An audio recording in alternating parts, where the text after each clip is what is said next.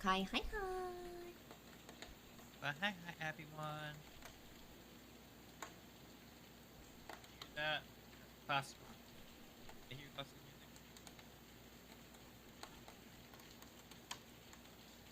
So adjust the volume of this a little bit.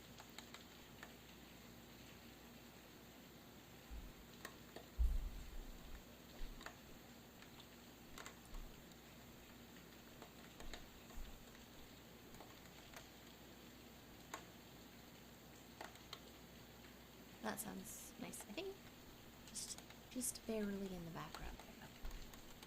I can't hear Jack, okay? But I'll put it on I my gave you side. the link. Just play it.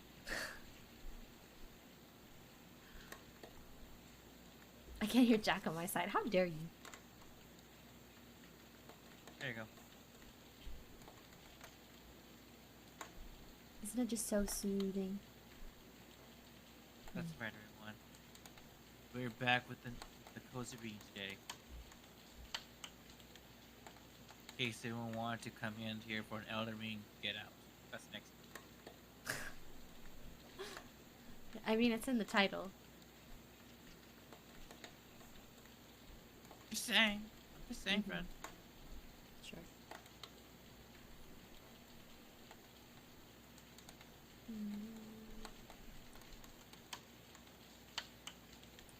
Ah, yes.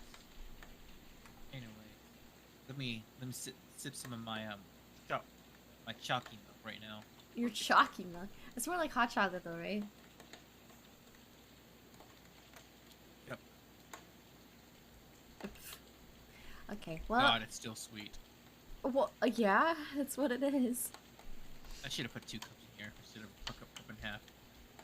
Oh, milk? Yep. Could always add more. But Next time. hello everyone. Hi, hi, hi. We're here for another cozy, comfy reading stream today.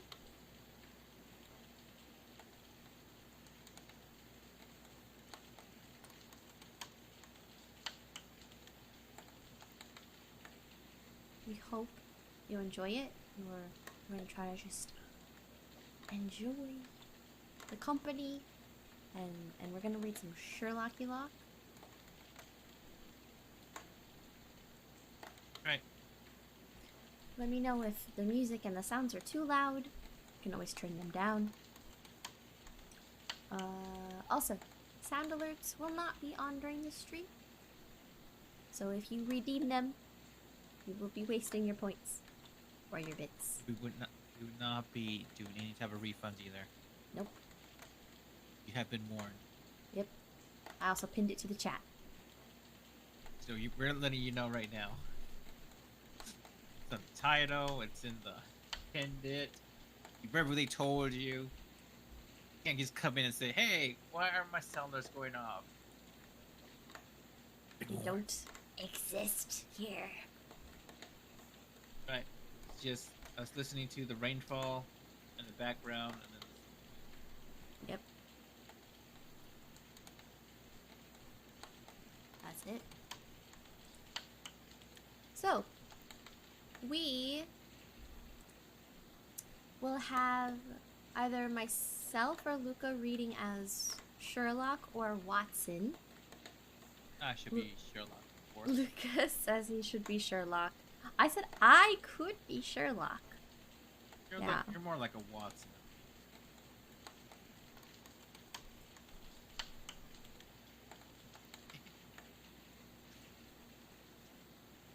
It's honest right there. Sherlock right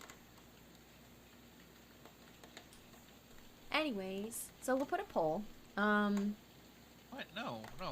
We decided I'm gonna be Sherlock. There is no democracy here.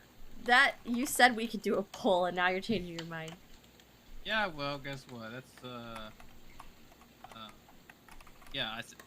I am the law. I mean, I was the one that first read Sherlock. So everyone already knows my voice. Everyone. Yep. So there you go. Fine. Go ahead. Post it up. Post it up then. I did already. Go ahead, roll.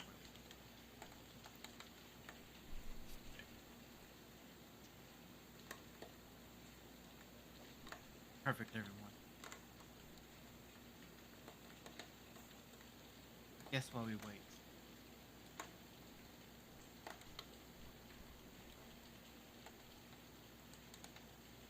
How's everyone's day been going? Good. Good. Yes, good. Everyone have been having a good day.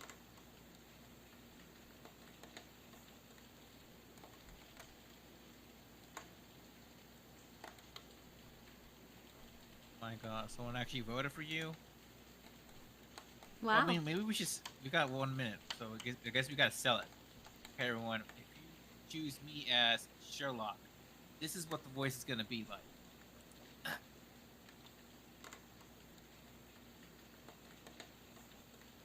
Good evening, Governor. I'm Sherlock Holmes, and I solve everything using my great intellect with my partner in crime, my dear Watson. Okay, your turn, friend. I don't know if anybody's gonna vote, but elementary, my dear Watson. Okay, fine. You got it. You got a better voice than me. If nobody votes, that's not a big deal. Oh, somebody voted for no. you. Oh my God! Look, y'all. I was lying. I'm not gonna do that voice. It's too late. You've committed. No, Keo, vote, please. I can't. I'm sorry. Damn, That was good. I gotta take it. Sorry. You gotta do it, Luca. I have to accept the poll. Didn't you say that you want to be Sherlock Holmes? I'm not giving it to you. I want to now. No, the people have spoken. Okay, first of all, I voted, okay? So I'm pretty sure leaders aren't supposed to vote. So you actually... It's technically got like a 50-50 tie at this point. I'm not sure who voted for you, but... You voted for yourself. Right, so it's technically a tie. Oh my God. So by that definition... You cheated. I'm giving this... Well, I pretty much just told you straight up that I was gonna go vote for myself. Either way, I'm not giving it to you. I listened to your voice, and I'm like giving you Sherlock Holmes' position. I'll be Watson. It's okay. I'm gonna narrate most of it. Oh, so yeah, you can right. just be Sherlock. It's okay. Okay. I'll just be the voice then. I was really just joking. So for any of Sherlock's lines, Luca will read, and I will read most of the other stuff. Yay. Because it makes sense for me to read as the narrator, because the narrator is Watson. So I just wanted to see what the chat would say. Okay, dum-dums. Thank you so much for voting. That was actually quite fun. But hello, Niyagi-sa. Hello, Fel. Hydrate. Thank you, Ginger. I sure will. I'm drinking my chocolate milk right now. It's not chocolate milk, it's hot chocolate. What's the difference? Chocolate milk is cold, and hot chocolate is not. I'm drinking hot chocolate, everyone.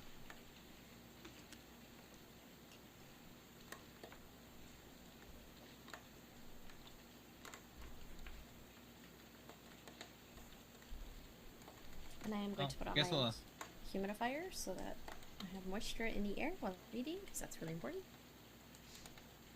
I'm gonna drink some water. I also have apple cider, warm apple cider, but we're just gonna go water.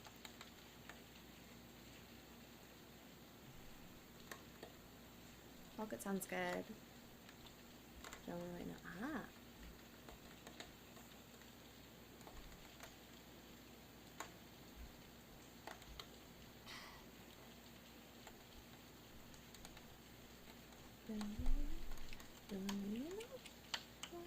I hope the music is not too loud, and the rain sounds are not too loud. So if they are, and you want me to turn them down, please let me know.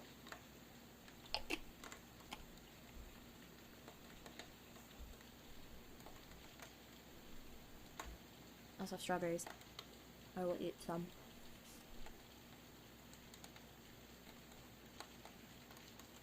Okay.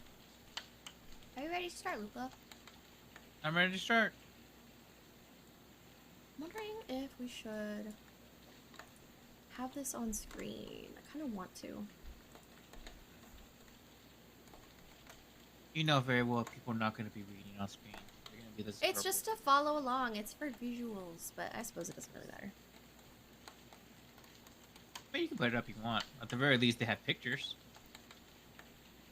First one, first page has pictures. That's true. Okay, hold on.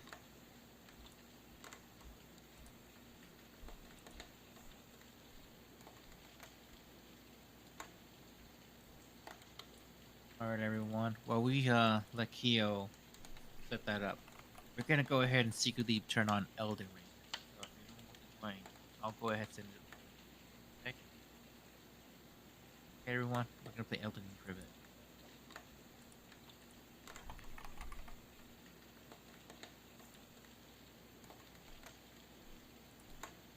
Okay, everyone. I currently have Elden Ring up on right now. No, you don't. I didn't see you log into it. I'm narrating for the viewers while we wait. Currently, I am imagine myself as a Giga Chad with no armor. My biceps bulging, and with two and I have like two knives on both my hands. I'm currently walking down this road, this darky road. Oh look, on the right side I see a cave. Hurriedly go inside the cave. It's full of darkness. Can't see anything up ahead of me. So I turn on my torchlight, my accessory, my hip accessory. It now illuminates, but only as far as my arm can stretch out. But it's still better than nothing. As I walk down, I smell rot coming from the world. It is pulsating. It is poisoning my body. But I persist. I now start to run. Faster and faster I can. The poison bar is now up to 75%, but I still keep running. It's almost at 95%. And at the very end, I jump. Deep down I fall. Fall, keep falling. I break my legs. Oh my god, this is violent. I'm done with this story. I survive with only 10% of HP. It's all good. I've been leveling up my flask, so I take 1. Out of the 8, I now have 7. But then ahead of me, then I walk deeper into the earth. Slowly, the cave that I was inside now starts to stretch out. So I see an opening. Beyond the opening, there is a temple of sorts. It is filled, and in the temple there is a mist door. I go through the mist.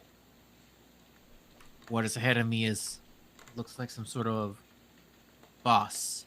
A boss leader, I guess. The boss is, I believe. Okay, look, I'm done.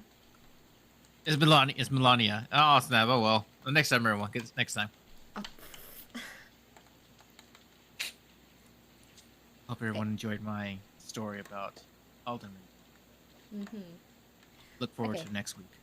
So I have the book on screen. Obviously this is just for visuals. You don't have to read it or anything.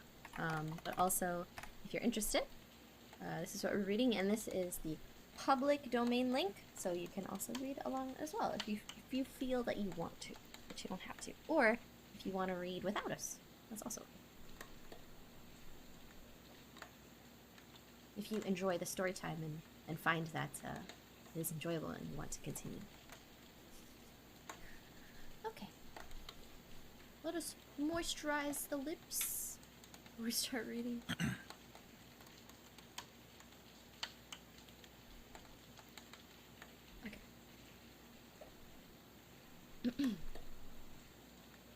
I shall begin. The Adventures of Sherlock Holmes by Sir Arthur Conan Doyle. Adventure 1. A Scandal in Bohemia.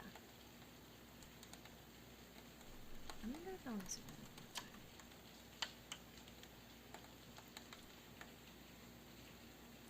Actually, I kind of like that. Okay, hold on, guys. Hold on. I'm just cropping. While Kia fixes that, we'll continue It's my. not really gonna take that long. I'll continue my Elder Ring story. So there in front of me is Melania.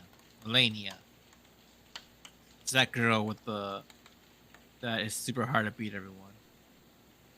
This is a challenge I have never seen before. Still, I will do my best for the first time. Okay, I'm I done. strike. God damn it. Alright. Ready then? Okay. Oh, look, you can see my cursor. Let's capture cursor. Okay, there we go. 1. To Sherlock Holmes, she's always a woman. I have seldom heard him mention her under any other name. In his eyes, she eclipses and predominates the whole of her sex. It was not that he felt any emotion akin to love for Irene Adler. All emotions, and that one particularly, were abhorrent to his cold, precise, but admirably balanced mind. He was, I take it, the most perfect reasoning and observing machine that the world has seen. But as a lover, he would have placed himself in a false position. He never spoke of the softer passions, save with a jibe and a sneer. They were admirable things. For the observer, excellent for drawing the veil from men's motives and actions, but for the trained reasoner to admit such intrusions into his own delicate and finely adjusted temperament was to introduce a distracting factor which might throw a doubt upon all his mental results. Grit in a sensitive instrument, or a crack in one of his own high-power lenses, would not be more disturbing than a strong emotion in a nature such as his. And yet, there was but one woman to him, and that woman was the late Irene Adler of dubious and questionable memory. I had seen little of Holmes lately. My marriage had drifted us away from each other. My own complete happiness and the home-centered interests which rise up around the man who first finds himself master of his own establishment were sufficient to absorb all of my attention, while Holmes, who loathed every form of society with his whole bohemian soul, remained in our lodgings in Baker Street, buried among his old books and alternating from week to week between cocaine and ambition. The drowsiness of the drug and the fierce energy of his own keen nature. Caveat, kids don't do drugs. Okay, this was back in the day. It was normal. Just don't do it. He was still, as ever, deeply attracted to the study of crime, and occupied his immense facilities and extraordinary powers of observation in following out those clues, and cleaning up those mysteries which had been abandoned as hopeless as the official police. From time to time, I heard some vague account of his doings, of his summons to Odessa in the case of Tripov murder, of his clearing up of the singular tragedy of the Atkinson brothers of Trincomalee, and finally of the mission which had accomplished so delicately and successfully for the reigning family of Holland. Beyond these signs of his activity, however, which I merely shared with all the readers of the daily press, I knew little of my former friend and companion. One night, it was on the 20th of March, 1888, I was returning from a journey to a patient, where I had now returned to civil practice, when my way led me through Baker Street as I passed the well-remembered door, which must always be associated in my mind with my wooing and with the dark incidents of the study in scarlet. I was seized with a keen desire to see Holmes again, and to know how he was employing his extraordinary powers. His rooms were brilliantly lit, and even as I looked up, I saw his tall, spare figure pass twice in a dark silhouette against the blind. He was passing the room swiftly, eagerly, with his head sunk upon his chest and his hands clasped behind him. To me, who knew his every mood and habit, his attitude and manner told their own story. He was at work again. He had risen out of his drug-created dreams and was hot upon the scent of some new problem. I rang the bell and was shown up to the chamber which had formerly been a part of my own. His manner was not effusive, it seldom was, but he was glad, I think, to see me. With hardly a word spoken, but with a kindly eye, he waved me to an armchair, drew across his case of cigars, and indicated a spirit case and a gasogen in the corner. Then he stood before the fire and looked me over in his singular introspective fashion. What a lot suits you. He remarked. I think, Watson, that you have put on 7.5 pounds since I saw you. 7? I answered. Indeed. I should have thought a little more. Just a trifle more. I fancy, Watson.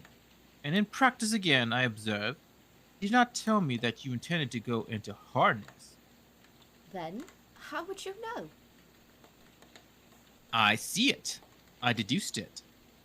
How do you know that you have been getting yourself very wet lately, and that you have a most clumsy and careless servant girl? My dear Holmes, I said, this is too much. You would certainly have been burned had you lived a few centuries ago. It is true that I had a country walk on Thursday and came home in a dreadful mess. But as I have changed my clothes, I can't imagine how you deduce it. As to Mary Jane, she is incorrigible, and my wife has given her notice. But there, again, I fail to see how you work it out. He chuckled to himself and rubbed his long, nervous hands together. It is in simplicity itself, said he. My eyes tell me that in the inside of your left shoe, just where the firelight strikes it, the leather is scored by 6 almost parallel cuts. Obviously, they have been caused by someone who was very carelessly scraped around the edges of the sole in order to remove crusted mud from it. Hence, you see, my double deduction that you have been out in the foul weather, and that you had a particular magnificent boot-slitting specimen on the London slavery. As to your practice, if a gentleman walks into my room smelling of idle form, with a black mark of nitrate of silver upon his right forefinger, and a bulge on the right side of his top hat to show where he has secreted his stethoscope, I must be dull, indeed, if I do not pronounce him to be an active member of the medical profession. I could not help laughing at the ease with which he explained his process of deduction. When I hear you give your reasons, I remarked, the thing always appears to me to be so ridiculously simple that I could easily do it myself, though at each successive instance of your reasoning I am baffled until you explain your process, and yet I believe that my eyes are as good as yours.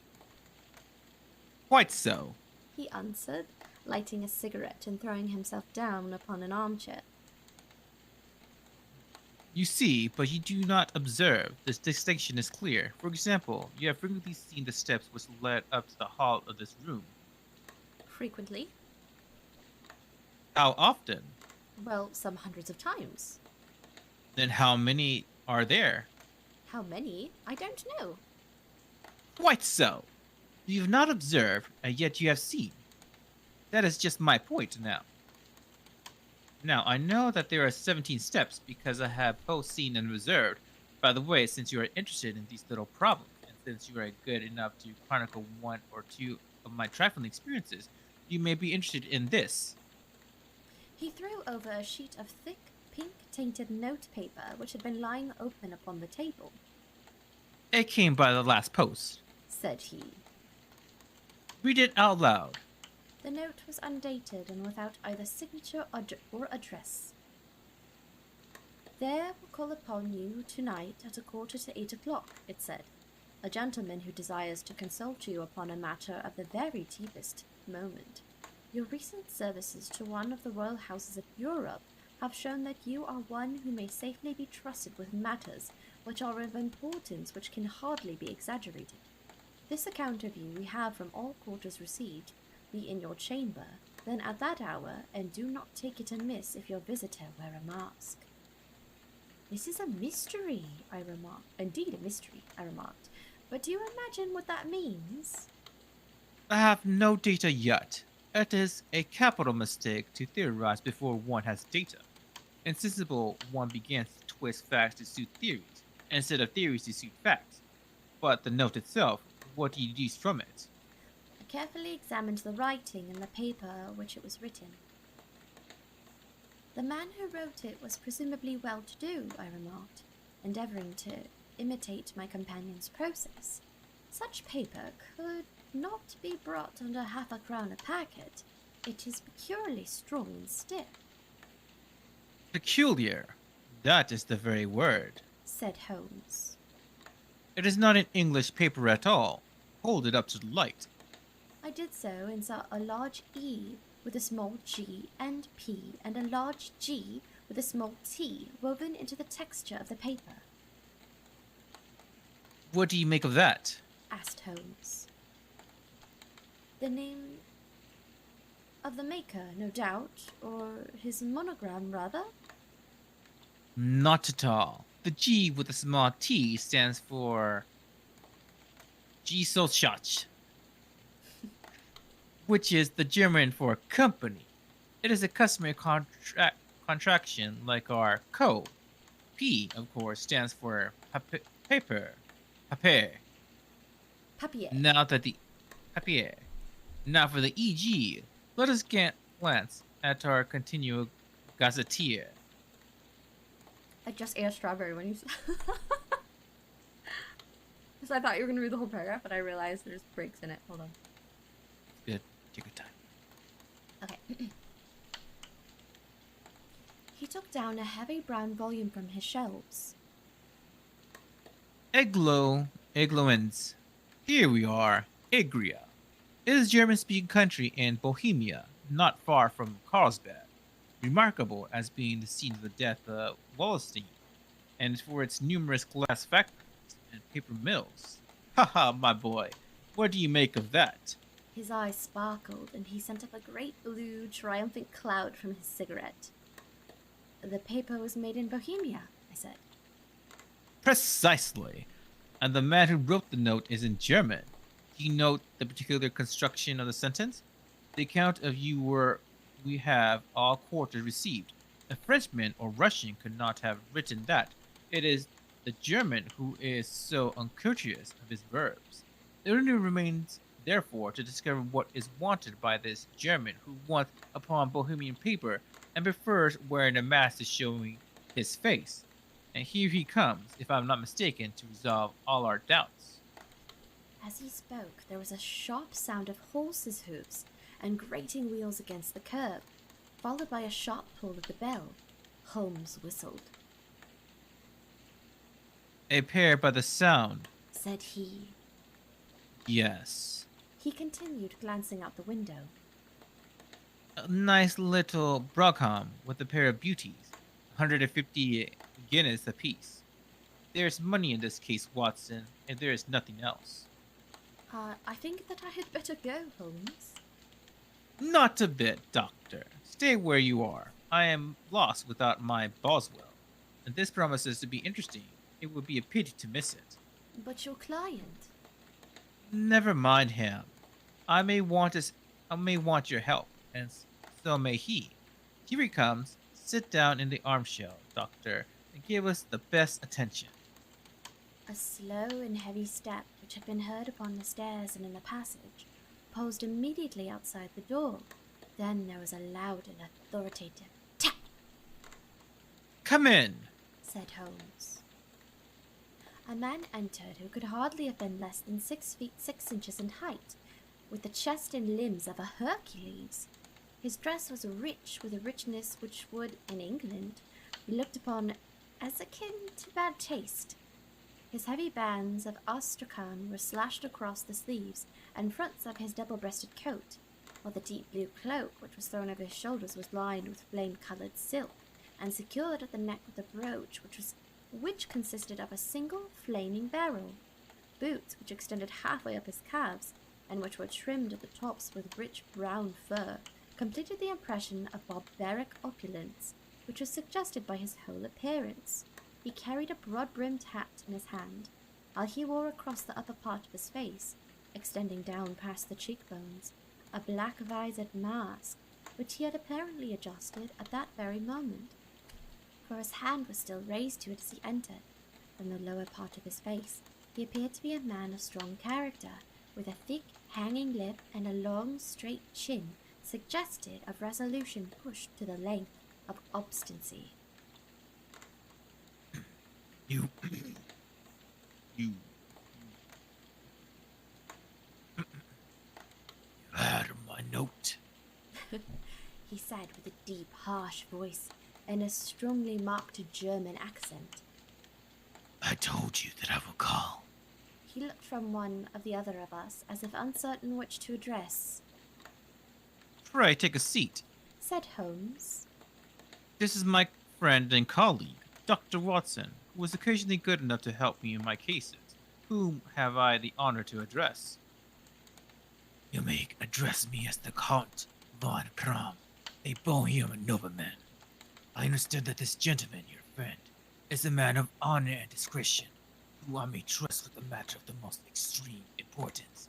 If not, I should much prefer to communicate with you alone. I rose to go, but Holmes caught me by the wrist and pushed me back into my chair. It is both or none. Said he. You may say before this gentleman anything which you may say to me. The Count shrugged his broad shoulders. Then I must begin. Said he. By binding you both to absolute secrecy for 2 years, at the end of the time the matter will be of no importance. At present, it is not too much to say that it is such a weight it may have an influence upon European history. I promise. Said Holmes. And I. You will excuse this mask. Continued our strange visitor. The august person who employs me wishes his agent to be unknown to you, and I may confess at once that the title which I have just called myself is not exactly my own. I was aware of it. Said Holmes dryly. The circumstances are of a great delicacy, and every precaution has to be taken to quench what might grow to be an immense scandal and serious compromise one of the reigning families of Europe. To speak plainly, the matter implicates the great house of Ornstein, hereditary kings of Bohemia.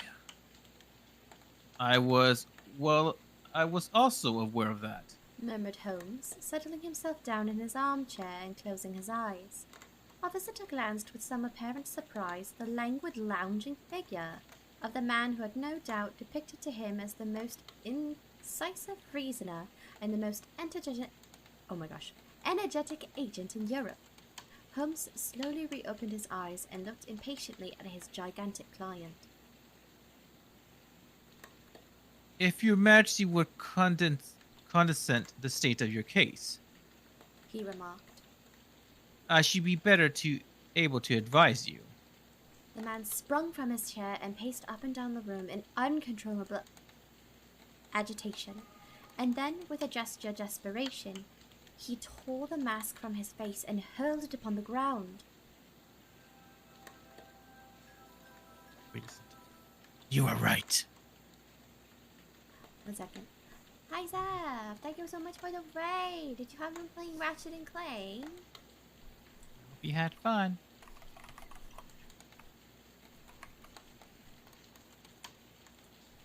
Hello, hello. Hello. Currently in the stream where we're reading The Adventures of Sherlock Holmes. We sure are. You're more than welcome to relax and all that. So thank you so much for the raid. I hope that everybody who came with Zeph's raid, you had a wonderful time like Zeph. And Zeph, make sure to eat and hydrate and rest after your stream. And everybody, of course, lurks are appreciated. They are not required. Yes.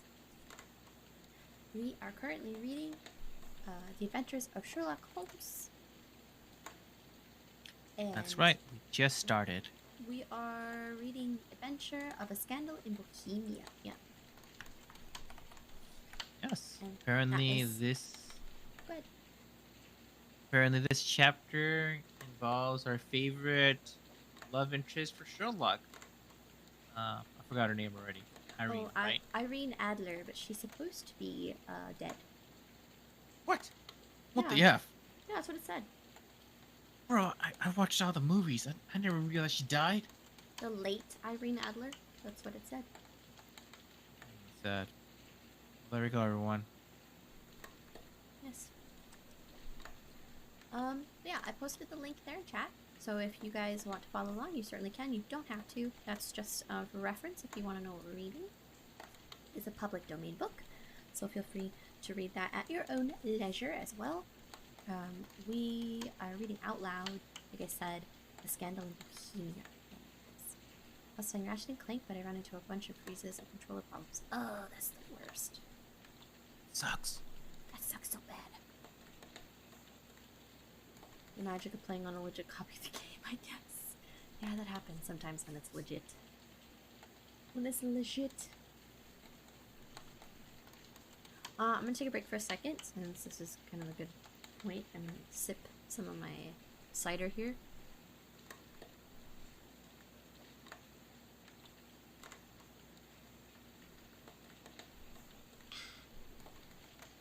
Eat a strawberry. Hydrate a little bit. So far in the story, we have Watson, who is already married.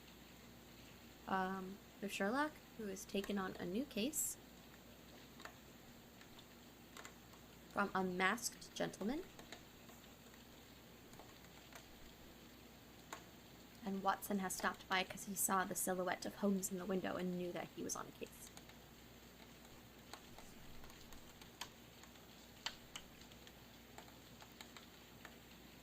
Right, well, I should get some dinner, but I'm gonna lurk you till I am back with food. Okay, no problem, Zah. Please get your food.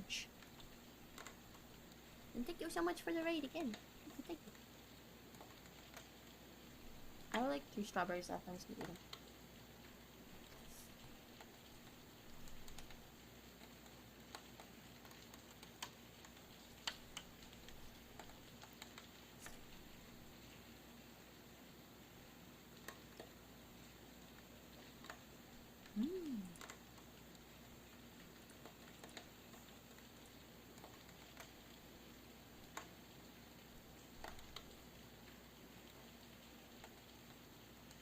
Okay.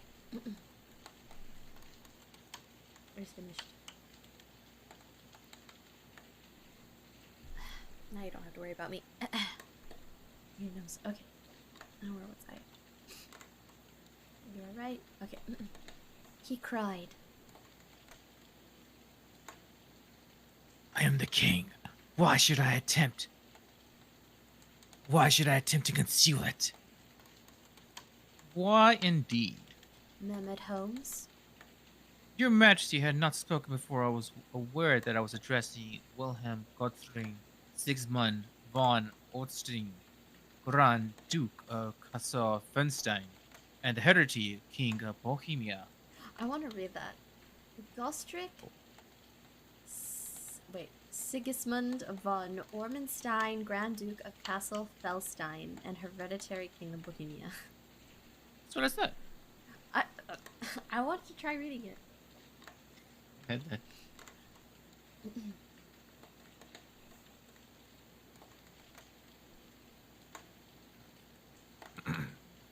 But you understand. Said our strange visitor, sitting down once more and passing his hand over his high white forehead. You can understand that I'm not accustomed to doing such business in my own person. Yet the matter was so delicate that I could not confide it to an agent without putting myself in his power. I have come incognito from Prague of the purpose of consulting you. Then pray consult, Said Holmes, shutting his eyes once more. The facts are briefly these. Some 5 years ago, during a lengthy visit to Warsaw, I made an acquaintance of a well-known adventuress, Irene Adler. The name is no doubt familiar to you. Kindly look her up in my index, Doctor. murmured Holmes without opening his eyes. For many years he had adopted a system of docketing all paragraphs concerning men and things, so that it was difficult to name a subject or a person on which he could not at once furnish information. In this case, I found her biography sandwiched in between that of a Hebrew rabbi and that of a staff commander who had written a monograph upon the deep-sea fishes. Let me see. Said Holmes. Born in New Jersey in the year 1858. Contralto. La Scala. Prima Donna Imperia. Opera of Warsaw. Yes. Retired from operatic stage. Ha! Living in London. Quite so. Your Majesty, as I understand, became entangled with this young person, wrote her some compromising letters, and now desirous of getting those letters back?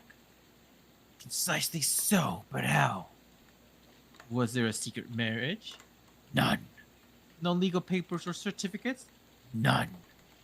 Then I fail to follow your Majesty. If this young person should produce her letters for blackmailing or other purposes, how is she to prove her authenticity?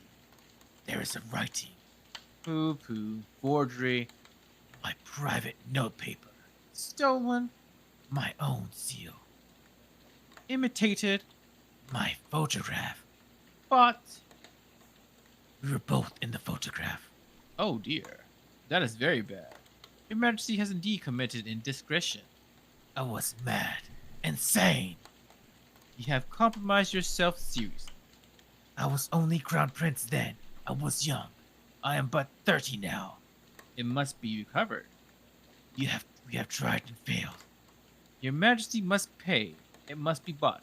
She will not sell. Oh? Stolen then. 5 Not attempts have been late. made.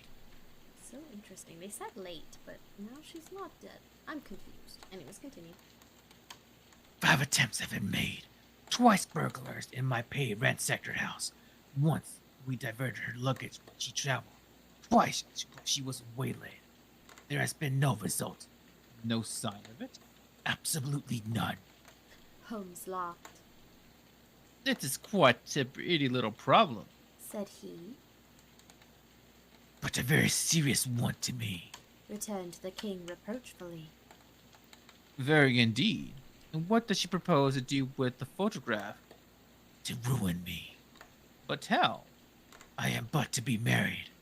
So I have heard. To Claude Lothman von. You want to read this? Okay. To Clotilde Lothman von Saxe-Minigen. Second daughter of the king of Scandinavia. You may know the strict. That's what I said. Okay, Batman. You may know the strict purposes of my Earth family. She is herself the very soul of delicacy. A shadow of a doubt as to my conduct which will bring the matter to an end. And Irene Adler threatens to send them to the photograph, and she will do it. I know what she will do it. You do not know her, but she has the soul of steel. She has the face of the most beautiful of women, and the mind of the most resolute of men. Rather than I should marry another woman, there is no length to which she would not go. None. You are sure that she has not sent it yet? I am sure. But why? Because she has said that she will send it on the day when the betrothal is publicly proclaimed. That will be next Monday. Oh, then you have 3 days yet.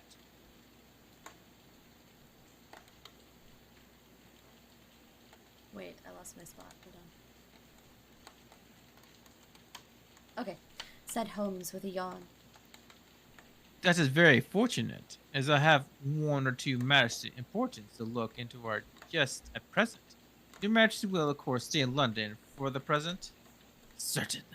You will find me at the Longham under the name of the Count von Kram. Then I shall drop you a line to let you know how we progress. Pray do so. Shall be all anxiety. Then as to money, you have carte blanche. Absolutely.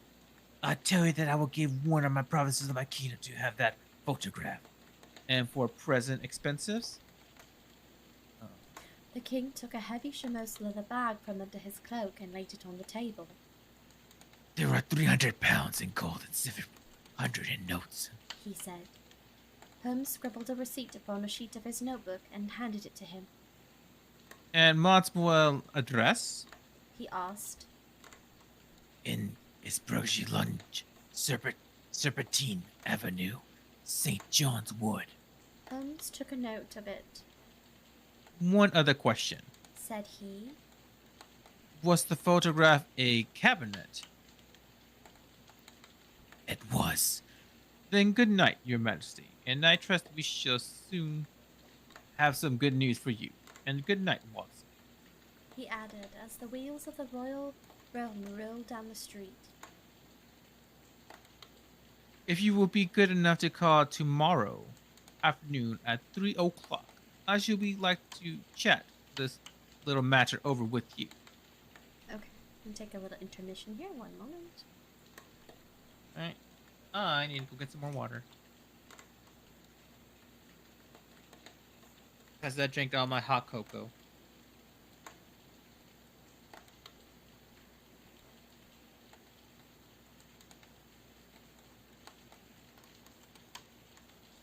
Oh, I understand. Okay. So, for those who are still here, when I was confused about him saying the late Irene Adler, this is like a little insert of Watson talking about their meeting of Irene Adler, and this story is about how they met her, but in this paragraph, this is like in the future. Which makes sense.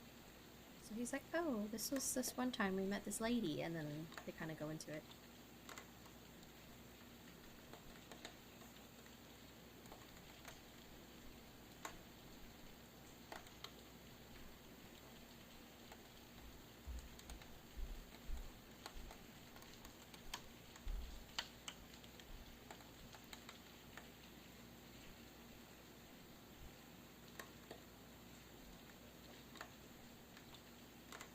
Water.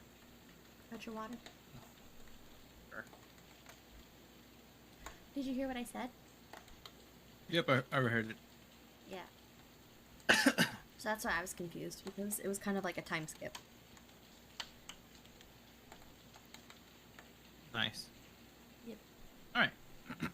Ready? Yes. Okay.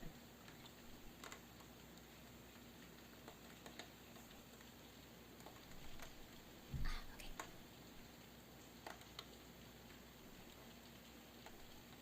Probably move this closer. At 3 o'clock precisely, I was at Baker Street, but Holmes had not yet returned. The landlady informed me that he had left the house shortly after 8 o'clock in the morning. I sat down beside the fire, however, with the intention of awaiting him, however long he might be. I was already deeply interested in his inquiry, for though it was surrounded by none of the grim and strange features which were associated with true crimes which I had already recorded, still, the nature of the case and the exalted station of his client gave it a character of its own. Indeed, apart from the nature of the investigation, which my friend had on hand, there was something in this masterly grasp of the situation, and his keen, incisive reasoning, which made it a pleasure for me to study his system of work, and to follow the quick, subtle methods by which he disentangled the most inextricable mysteries.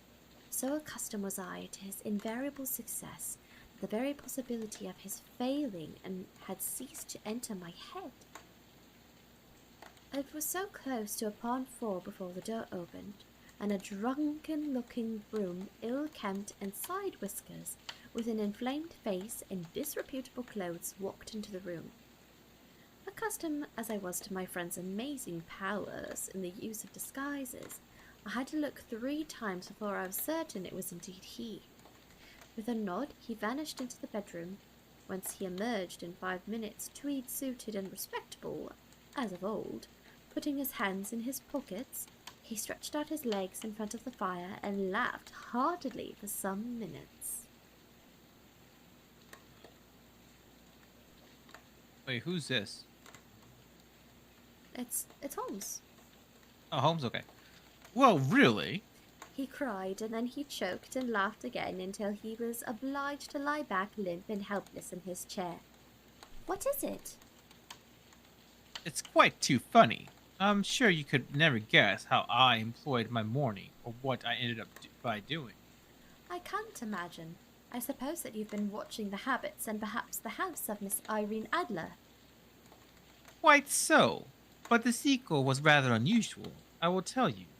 However, I left the house a little after 8 o'clock this morning in the character of my crew at work.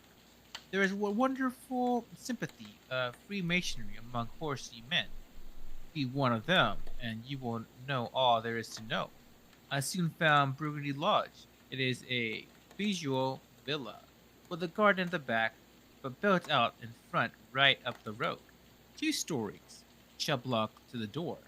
Large sitting room on the right side, well furnished with long windows almost to the floor, and these preposterous English window fasteners which a child could open. Behind, there was nothing remarkable, save that the passage window could be reached from top to the coach house.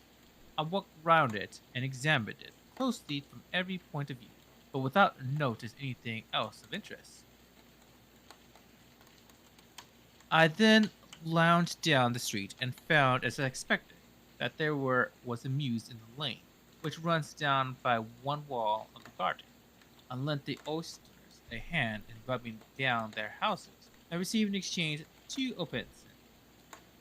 2 opens?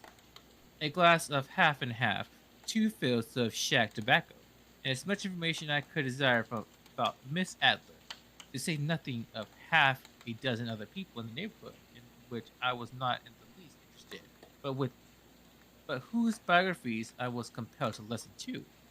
And what of Irene Adler? I asked.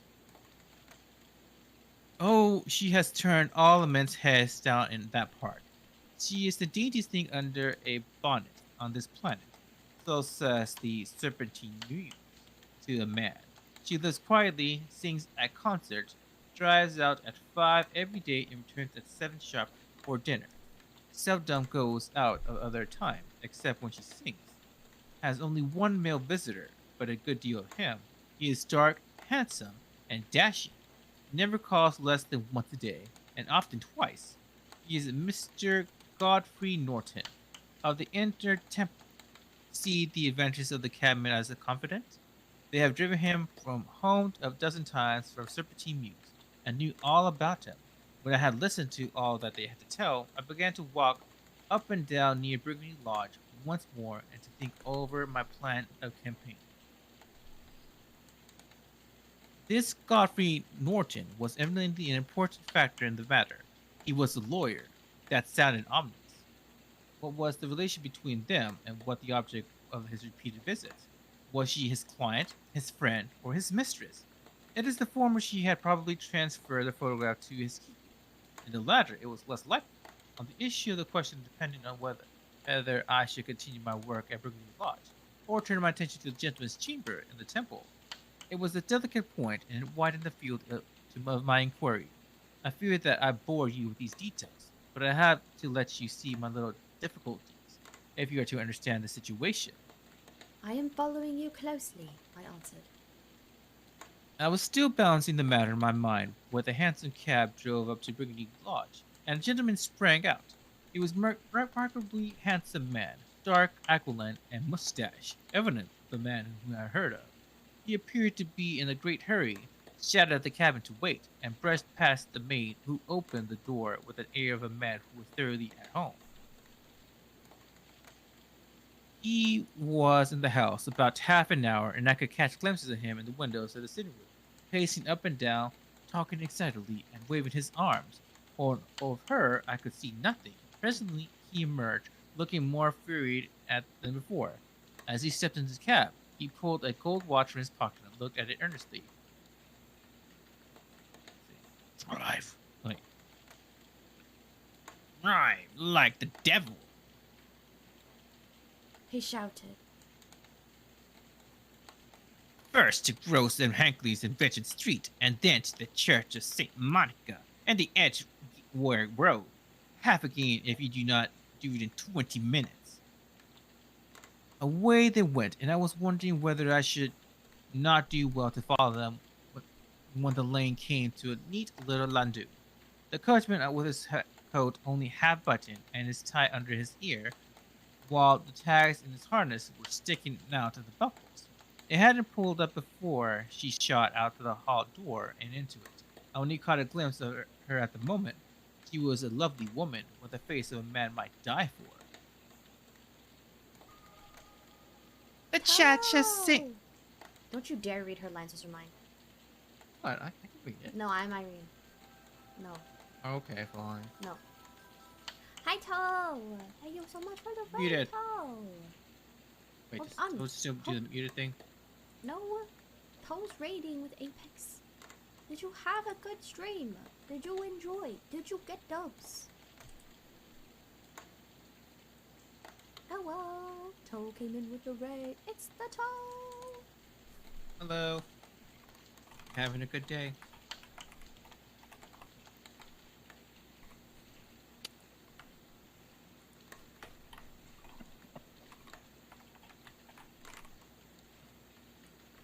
Reveals my hand.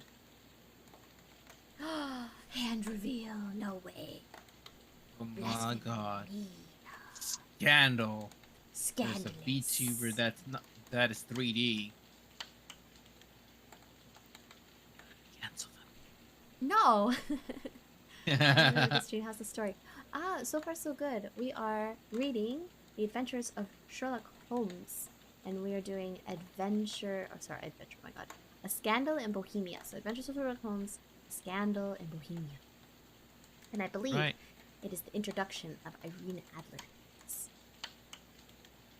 That's But, right.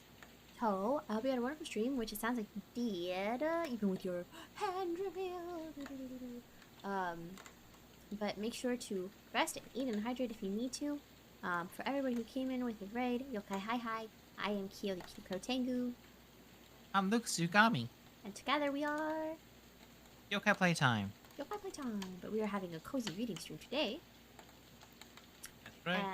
And just for everybody, lurks are always appreciated, but they are not required. So feel free to hang out with us. You have some background. You can listen to the story, or if you'd like, there's the book. If you'd like to follow along, you certainly can. Or if after the stream you like the story so much and you want to continue it, that is where you can find it.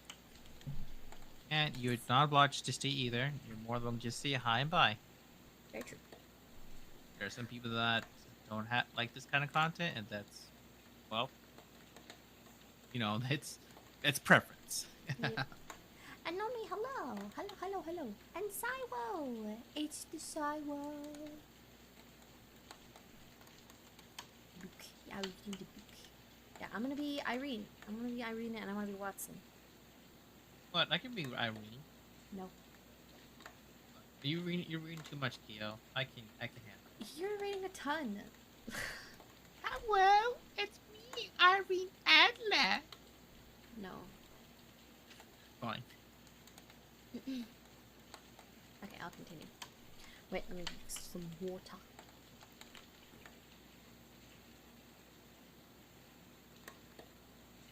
I'll give everyone a quick summary really quick. Currently, Sherlock is with royalty. Apparently, there is a certain photograph that the king in his younger days caused scandal in his 30s. Yeah. Now he wants that photograph back. Okay, so the king is currently in his 30s, but when he was younger, he did something questionable with Irene Adler in the picture. That's what I just said. Yeah, but you said he's in his 30s now. Like, Yes. he was in his 30s before, but he's Wait, in his he's not in 30s his now. 30s? No, he Damn. is, but you made it sound like he was... The picture was when he was in his 30s. Oh, okay, never mind then. No, he was younger. Okay. The Church of St. Monica, John, she cried. And half a sovereign if you reach it in 20 minutes.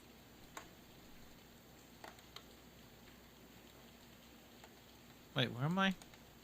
Like right underneath it. Oh, there it is. There we go. Okay, there we go. That was quite too good to lose, Watson. I was just balancing whether I should run for it, or whether I should perch behind her laundry room. Then a cab came through the street. Gerard looked twice as such as shabby fare, but I jumped in before he could object. The Church of St. Monica, said I, and a half a sovereign if you reach in 20 minutes. It was 25 minutes to 12, and of course it was clear enough what it was in the wind. My cabbie drove fast. I don't think I'd ever drove faster, but the others were there before us. The cab and the landau with the steaming horses were in front of the door when I arrived. I paid the man and hurried to the church. There was not a soul there save the two whom I had followed, and a surpliced clergyman, who seemed to be expositating with them. They were all three standing in a knot in front of the altar. I lounged up the side aisles like any other idler who was dropped into a church. Suddenly, to my surprise, the three of the altar faced round to me, and Godfrey Norton came running as hard as he could towards me.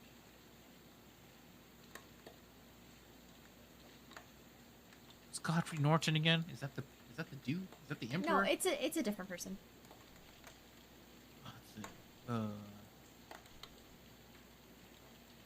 Thank God! He cried. He cried. You do! Come, come! What then? I asked. Oi, What? that was my line. You sure? Sure? Yeah, that's Watson. Oh, I see. Oh, wait, there you go. I see. What then? I asked. Come, man, come. Only 3 minutes or it won't be legal. What the F? Is this Godfrey? Come, man, come! Only 3 minutes or it won't be legal. I was dragged half up the altar. Before I knew where I was, found myself mumbling responses which were whispered in my ears and vouching for things for which I knew nothing, and generally assisting in securing tying of the idly up of Irene Adler, spinster, to Godfrey Norton, bachelor. It was all done in an instant, and there was a gentleman thanking me on the one side and the lady on the other, while the clergyman beamed at me in front. It was the most preposterous position in which I ever found myself in my life, and it was the thought of it that started me laughing just now. It seems that there had been some informality about their licenses. The clergy absolutely refused to marry them without a witness of some sort, and that my lucky appearance saved the bridegroom from having a sally of the streets in search of the best man. The bride gave me a sovereign, and I mean to wear it on my watch chain in memory of the occasion. This is a very unexpected turn of affairs, said I. And what then? Well, I found my plans very seriously menaced. It looked as if the pair might take an immediate departure, and so necessity very prompt and energetic measures on my part. At the church door, however, they separated, he driving back to the temple, and she to her house. I should drive in the park at 5 as usual. Oh wait, that's you. Oh, that's right. I shall drive out in the park at 5 as usual, she said as she left him. I heard no more. Yeah, you can read that. I heard no more, then drove away in different directions, and I went off to make my own arrangements. Which are... Some cold beef and a glass of beer. He answered, ringing the bell. I have been too busy to think of food, and I'm likely to be busier still this evening. By the way, Doctor, I shall want your cooperation. I shall be delighted.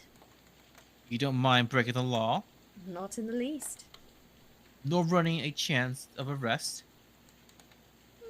Not in a good cause. Oh, the cause is excellent. Then I am your man. I was sure that I might rely on you. But what is it you wish? When Miss Turner has brought the tray, I will make it clear to you. Now. He said as he turned hungrily on the simple fare that her landlady had provided. I must discuss it while I eat. for I have not much time. It is nearly 5 now. In 2 hours, we must be on the scene of action. Miss Irene, or Madame, rather, returns from her drive at 7. We must be a Brummy Lodge to meet her. Hi, Dan. Dan, thank you so much for the raid. Oh, you're Hi, playing hi. Hi-Fi. Nice. I've heard a lot of people are enjoying that game. Yes, I have seen. Is that the new game that came out? Yeah, it's very new. Hope you're enjoying it then.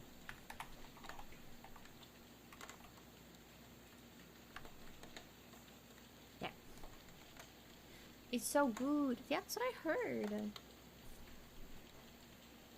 So, everybody who came in with the raid, Yokai Hi, I am Kyo the Kitty Crow Tengu. I'm Luke Tsugami. And we are Yokai Playtime. YokaiPlaytime. So right now we are reading The Adventures of Sherlock Holmes, and we're reading A Scandal in Bohemia, which I believe is the introduction of Irene Adler. That's right. Currently, we are still in chapter. No, we're in chapter 2 now, right? Chapter 1, part 2. So? Oh well, yeah. Currently, yeah, like Kyo said, there's a scandal. He did something in his younger days, and now he's older, and now he wants a certain photograph with him, and Miss Adler, back, for it's compromises his position as the new emperor. Yeah, because he's the king now. That's right. He will be king soon, or is king. He's the king already. Oh, he's king then. Yeah. He's gonna get more power then.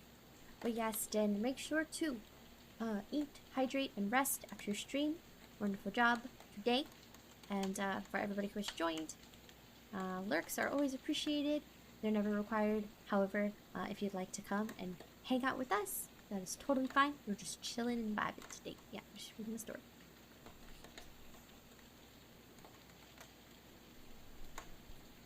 I'm gonna drink some more water.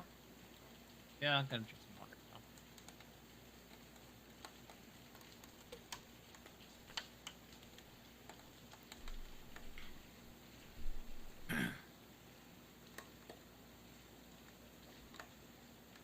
Okay. I believe it's... And what then?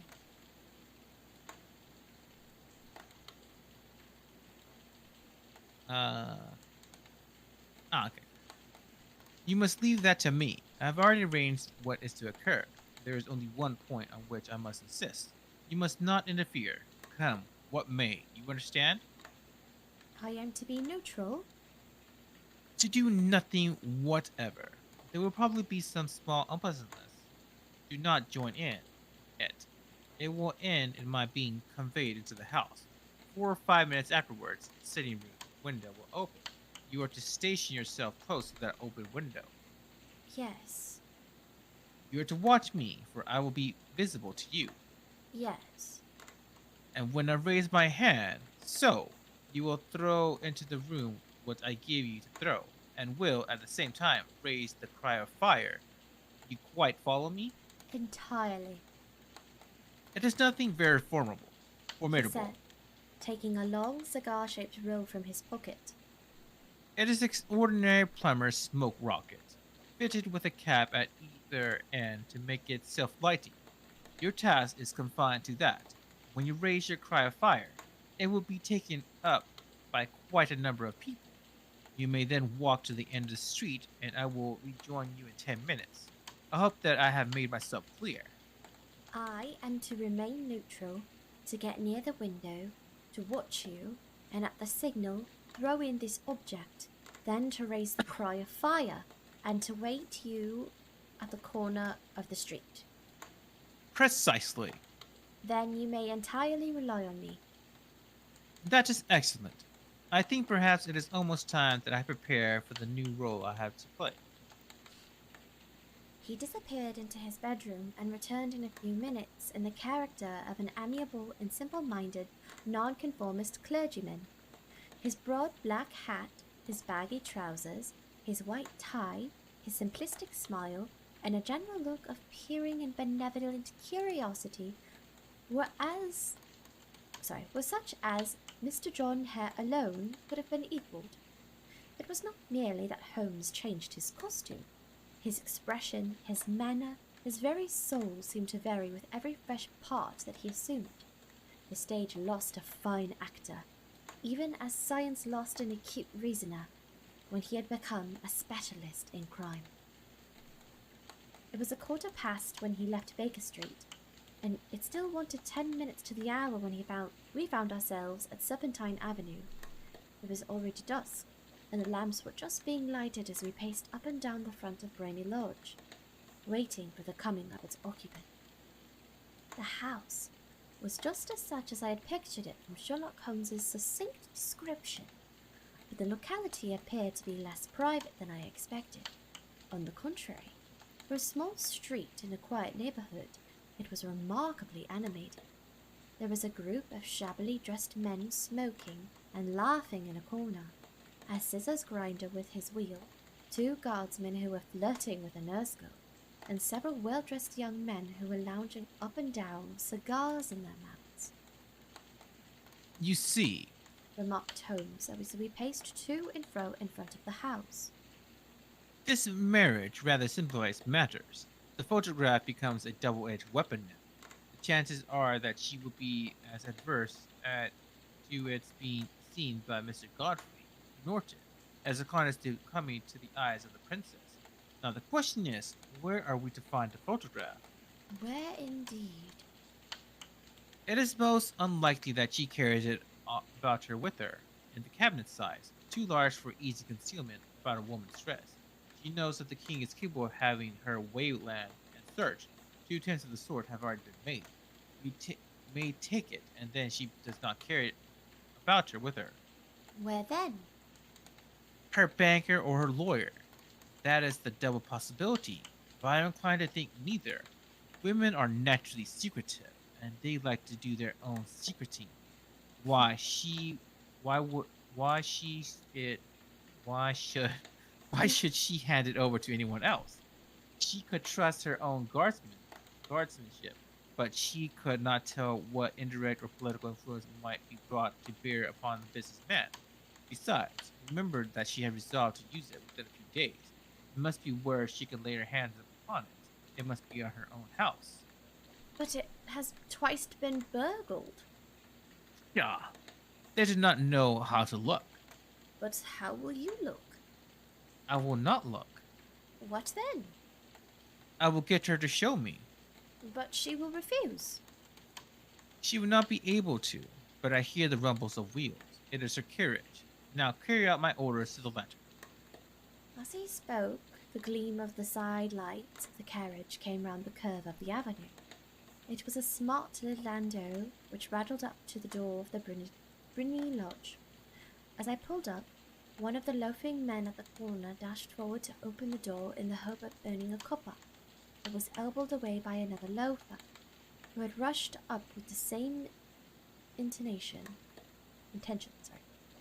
A fierce quarrel broke out, which was increased by the 2 guardsmen, who took sides with one of the loungers, and by the scissors grinder, who was equally hot upon the other side. A blow was struck, and in an instant the lady who had stepped from her carriage was the centre of a little knot of flushed and struggling men, who struck savagely at each other with their fists and sticks.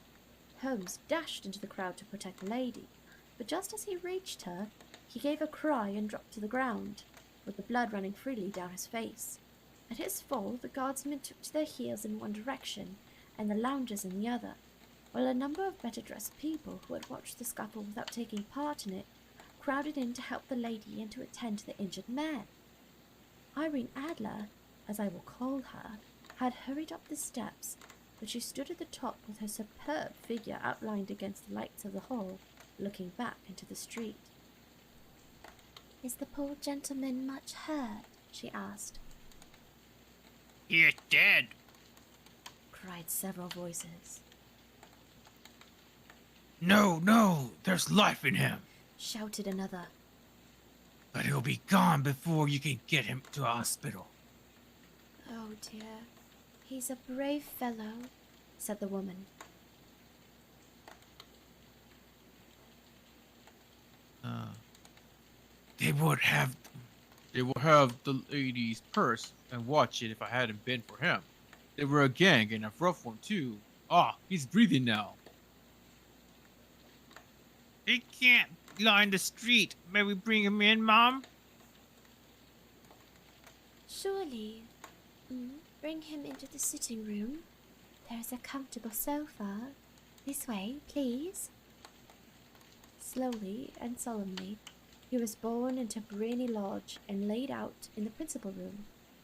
While I still observed the proceedings from my post by the window, the lamps had been lit, but the blinds had not been drawn so that I could see Holmes as he lay upon the couch. I do not know whether he was seized with compunction at the moment, or for the part he was playing, but I know that I never felt more heartily ashamed of myself and my life when I saw the beautiful creature against whom I was conspiring, or the grace and kindliness with which she waited upon the injured man. And yet it would be the blackest treachery to Holmes to draw back now from the part which he had entrusted me. I hardened my heart and took the smoke rocket from under my ulster. After all, I thought, we are not injuring her. We are but preventing her from injuring another. Holmes had sat upon the couch, and I saw him motion like a man who was in need of air. The maid rushed across and threw open the window. At the same instant, I saw him raise his hand, and at the signal, I tossed my rocket into the room with a cry of "Fire!" The word was no sooner out of my mouth than the whole crowd of spectators, well-dressed and ill gentlemen, ostlers and servant maids, joined in the general shriek of "Fire!" Thick clouds of smoke curled through the room and out the open window. I caught a glimpse of rushing figures, and a moment later the voice of Holmes from within assuring them that it was just a false alarm. Slipping through the shouting crowd, I made my way to the corner of the street, and in 10 minutes was rejoiced to find my friend's arm in mine, and to get away from the scene of uproar. He walked swiftly and in silence for some few minutes until we had turned down one of the quiet streets which had led towards Edgware Road. You did it very nicely, Doctor. He remarked. Nothing could have been better. It is all right. You have the photograph? I know where it is. How did you find out? She showed me as I told you she would. I'm still in the dark. I do not wish to make a mystery. He said, laughing. The matter was perfectly simple. You, of course, saw that everyone in the street was in compliance. They were engaged for the evening. I guessed as much. Then, when the row broke out, I had little most red paint in the palm of my hand. I rushed forward, fell down, clapped my hand on my face, and became a piteous spectacle. It was an old trick. That also I could fathom. Then they carried me in. She was bound to have me. What else could she do? And entered her sitting room, which is the very room which I suspect. It lay between that and her bedroom, and I was determined to see which. They laid me on the couch. I motioned for air. They were compelled to open the window. You had your chance. How did that help you? It was all important. When a woman thinks that her house is on fire, her instinct is at once to rush to the things she values most. It is perfectly overpowering impulse, and I have more than once taken advantage of it.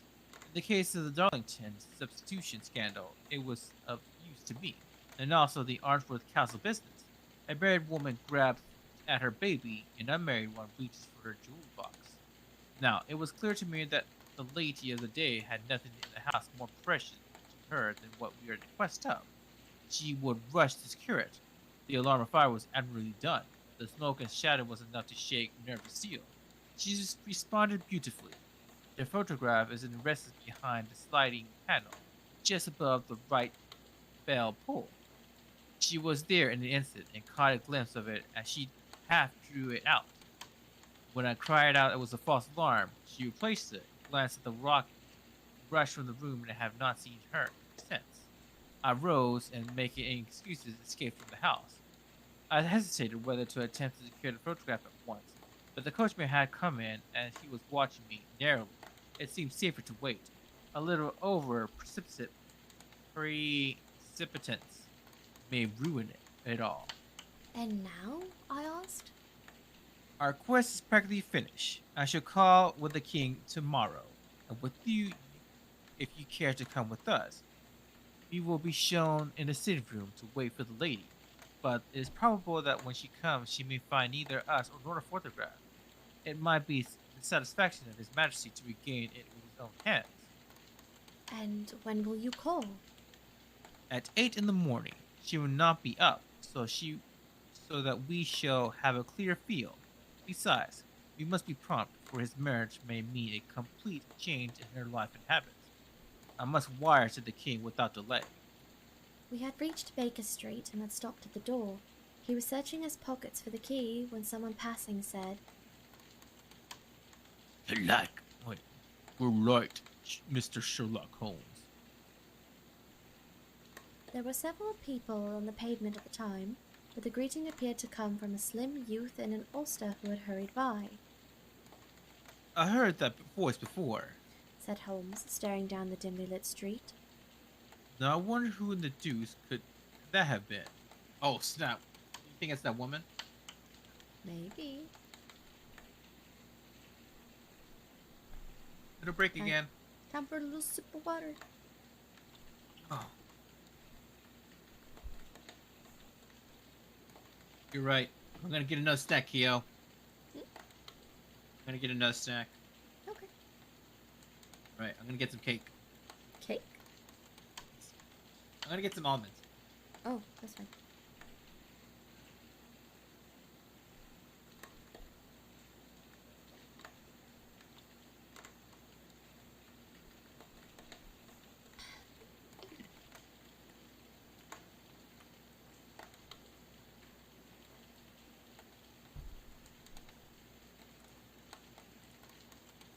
This music is pretty.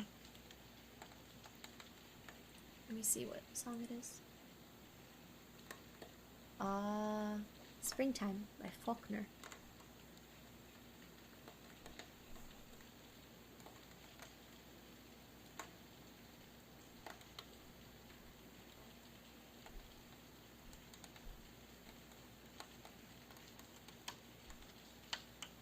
Very nice. Back. Welcome back. Is everyone enjoying the story so far, everyone? I hope so. I'm Pretty enjoying good it. story.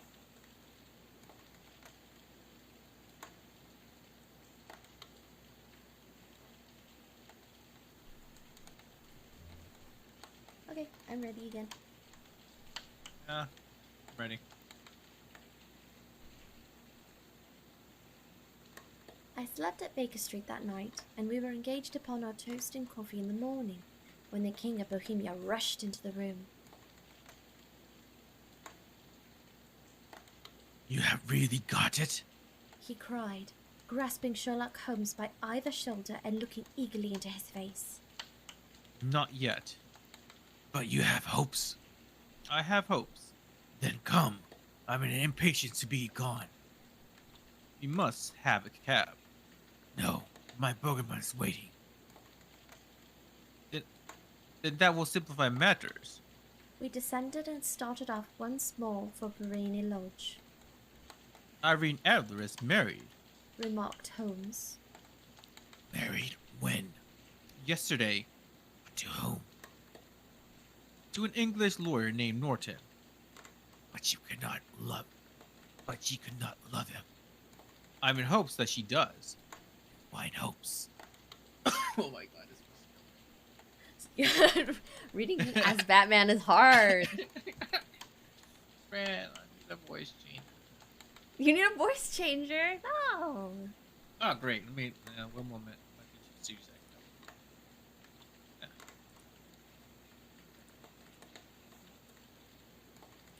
Okay. Why not? Let's see. I'm in hopes that she does. Why in hopes? because it would spare your majesty all fear of future annoyances. If the lady loves her husband, she does not love your majesty. If she does not love your majesty, there is no reason why she would interfere with your majesty's plan. It is true, and yet, well, I wish I could have been on my own station. What a queen she would have made. He relapsed into a moody silence, which was not broken until we drew up on Serpentine Avenue. The door of Brainy Lodge was open, and an elderly woman stood upon the steps.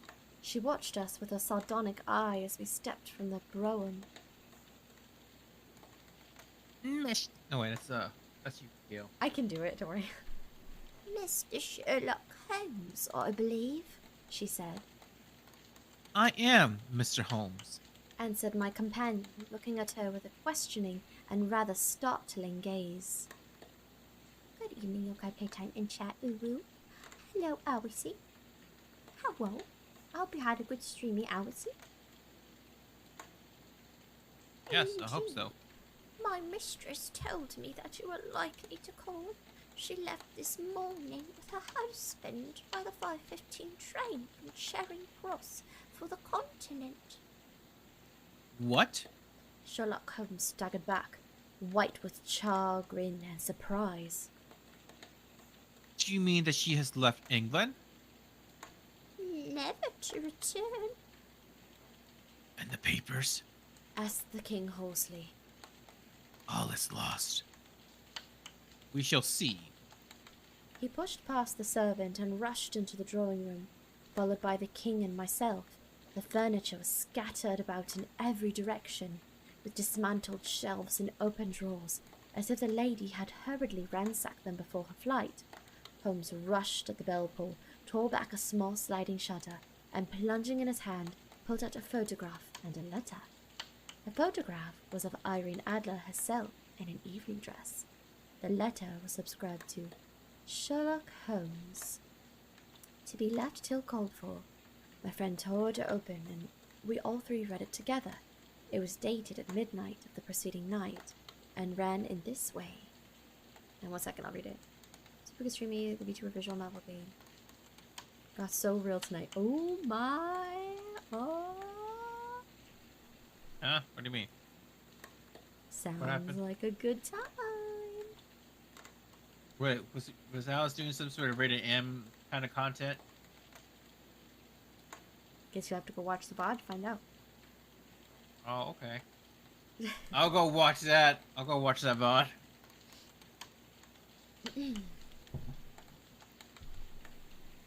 My dear Sherlock Holmes, you really did it very well. You took me in completely until after the alarm of fire. I had not a suspicion, but then, when I found how I had betrayed myself, I began to think I had been warned against you months ago. I had been told that if the king employed an agent, it would certainly be you, and your address had been given to me. Yet, with all this, you made me reveal what you wanted to know. Even after I became suspicious, I found it hard to think evil of such a dear, kind old clergyman. But you know, I have been trained as an actress myself. Male costume is nothing new to me. I often take advantage of the freedom which it gives. I sent John, the coachman, to watch you, ran upstairs, got into my walking clothes, as I call them, and came down just as you departed. Well, I followed you to your door, and so made sure that I was really an object of interest to be celebrated, Mr. Sherlock Holmes. Then I, rather imprudently, wished you a good night, and started for the temple to see my husband. We both thought the best resource was flight, when pursued by so formidable an antagonist, so you will find the nest empty when you call tomorrow. As for the photograph, your client may rest in peace. I love and am loved by a better man than he. The king may do what he will without hindrance from one whom he has cruelly wronged.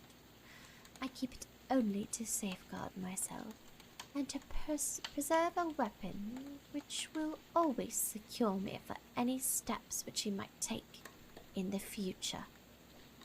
I leave a photograph which he might care to possess, and I remain, dear Sherlock Holmes, very truly yours, Irene Norton Adler. What a woman. Oh, what a woman. Cried the King of Bohemia, when we had all three read this epistle. Yeah, epistle. Did not tell you how quick and resolute she was. Would you not have made an admirable queen? It is not a pity that she would not on my level.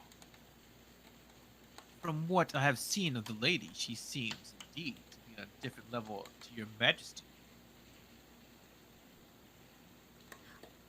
Elsie's going to listen on mobile for bedtime. I'm glad, Elsie. I hope you're comfortable. Said Holmes coldly. I'm sorry that I have not been able to bring your majesty's business to a more successful conclusion. On the contrary, my dear sir, Cried the king. nothing could be more successful. I know that her word is inviolate. The photograph is now as safe as it were in fire. I'm glad to hear your majesty say so. I am immensely indebted to you. Pray tell me, in what way can I reward you? This ring. He slipped an emerald snake ring from his finger and held it out upon the palm of his hand. Your majesty has something which I should value even more highly. Said Holmes. But you have but to name it. This photograph. The king stared at him in amazement. Irene's photograph. He cried. Certainly, if you wish it. I thank you, your majesty. Then there is no more to be done in the matter. I have the honor to wish you a very good morning. He bowed, and turning away without observing the hand which the king had stretched out to him, he set off in my company for his chambers. And that was how a great scandal threatened to affect the kingdom of Bohemia, and how the best plans of Mr. Sherlock Holmes were beaten by a woman's wit. He used to make merry over the cleverness of women, but I have not heard him do it as of late. And when he speaks of Irene Adler, or when he refers to her photograph, it is always under the honorable title of the woman. My God, the one woman he respects. Okay, Batman. Wow, what a good story. Yes.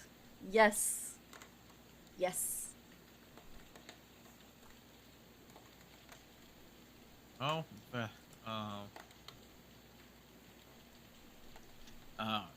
I'm trying to see how long the next chapter is. It's a long one, okay? It's pretty long. We'll probably have like at least a good 30 minutes. Oh, I mean like have 30 minutes. And this is gonna be way longer. Didn't we just finish this like in about 2 hours? No, it was about an hour and a half. I mean, this is pretty good though. It does like bring into question. Remember like in these Sherlock Holmes movies? It's Where, short. like, If you talk faster, Silo, please. I can barely even read that fast. I'll be like sounding gibberish. Yeah, remember like in the Sherlock movies, like there was the photograph of Irene. Yes. You think maybe that was it?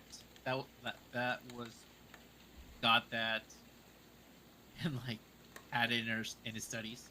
Yes. Well, cool. All right, well, what do you want to do, Kyo? Do we take suggestions from chat? That's true. We could. All right, everyone. Okay, chat. What you want? Do you want us to continue reading as much as the second chapter as we can, and No, then no. we'll pick. Shush, it's not up to you. We'll pick it up we'll pick up where we left off the next time we do a reading stream. Or should we find something shorter to read? What would you prefer? Well, I'm gonna see if I can find a short title then. I gotta find something I can read. Alice says shorter. Zeph says both. So either one. So I was eating rice as always. All. Okay, Silence is all. Oh. So I clicked on Short the- stories. Yeah, short stories. Trying to find which was the shortest. Oh.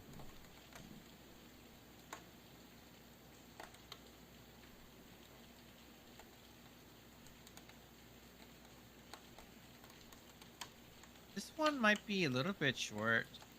It's the secret of Orstran Gran. Wait. That part was like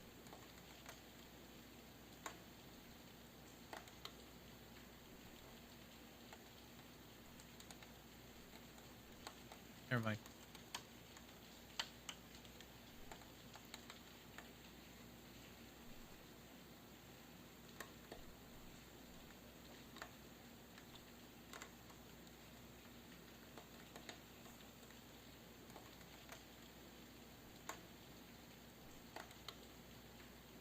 Ooh, the traveling companion.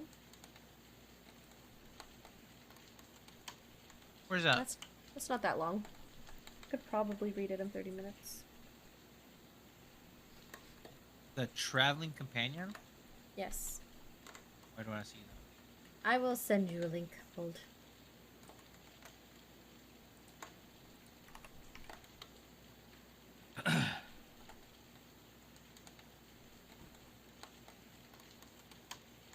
Want to do a cozy reading stream, Alice? We were kind of supposed to do one a couple months ago, last year, but then things happened, right, Kyo? Hmm? Oh, we were Yeah. supposed to do like a collab reading. We did. We did the Alice book. Yeah. What? What? And then I was supposed to do a book club stream as well. Oh, that's right. Ew, mac and cheese and rice? No. No. American rice? Who eats that? We don't even eat American rice in this house. We eat jasmine rice. That's jasmine Thai rice. Thai? Yeah. Typically where jasmine rice comes from. Well, there we go then. We eat jasmine rice. Okay, traveling companion, sound good? Yeah, I guess. I guess. What's this about? It says, The Traveling Companion, 1835, is an imaginative and fanciful tale from Hans Christian Andersen. The story traces the trials of poor John after his father falls ill and fails to recover. Poor John begins to travel and meets and befriends a mysterious and magical companion who helps him negotiate a deadly courtship with an evil princess. Huh. Interesting.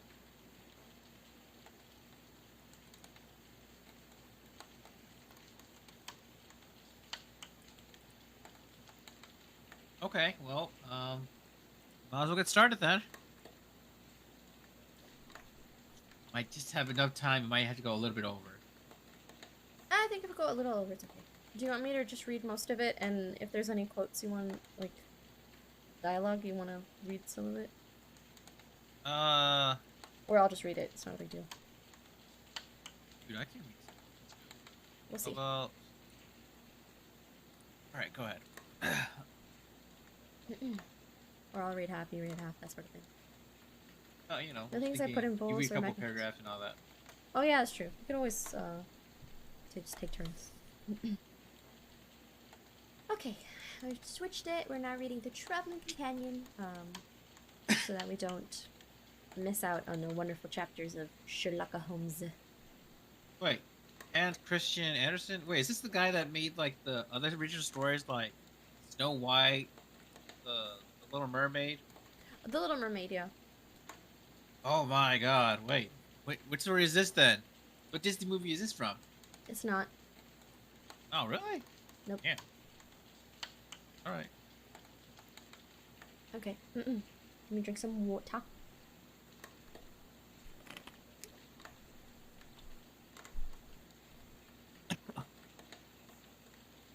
I don't think there's any dialogue here, but yeah. Okay.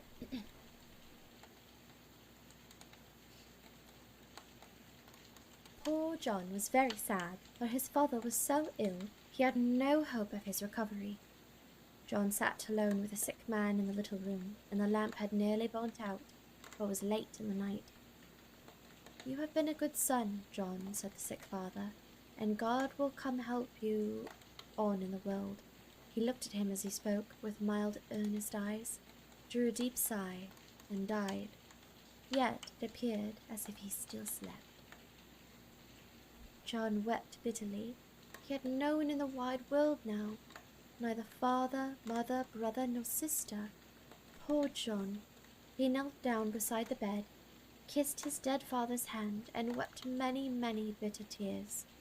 But at last his eyes closed, and he fell asleep with his head resting against the hard bedpost. Then he dreamed a strange dream. He thought he saw the sun shining upon him, and his father alive and well, and even heard him laughing as he used to when he was very very happy. A beautiful girl with a golden crown on her head and long shining hair gave him her hand, and his father said, "See what a bride you have won. She is the loveliest maiden in the whole earth." Then he awoke, and all the beautiful things vanished before his eyes, and his father lay dead on the bed, and he was all alone. Poor John. During the following week, the dead man was buried. The son walked behind the coffin which contained his father, whom he so dearly loved, and would never again behold. He heard the earth fall on the coffin lid, and watched it only a corner remained in sight, and at last that also disappeared.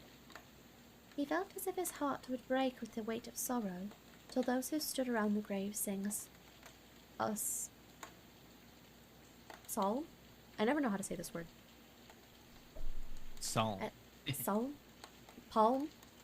I don't know which letter is silent. And the sweet holy tones brought tears to his eyes, which relieved him. The sun shone brightly down on the green trees, as if it would say, "You must not be so sorrowful, John. Do you see the beautiful blue sky above you? Your father is up there, and he prays to the loving Father of all that you may do well in the future." "I will always be good," said John, "and then I shall go to be with my father in heaven. What joy it will be when we see each other again! How much I shall have to relate to him, and how many things he would be able to explain to me of the delights of heaven, and teach me and teach me as he once did on earth. Oh, what joy it will be!" He is silent, kind of. See, that's what I thought. But I don't know. He pictured it all so plainly to himself that he smiled even while the tears ran down his cheeks. The little birds in the chestnut trees twittered. Tweet, tweet. They were so happy, although they had seen the funeral. But they seemed as if they knew that the dead man was now in heaven, and that he had wings much larger and more beautiful than their own. And he was happy now, because he had been good here on earth, and they were glad of it. John saw them fly away out to the green trees into the wide world, and he longed to fly with them.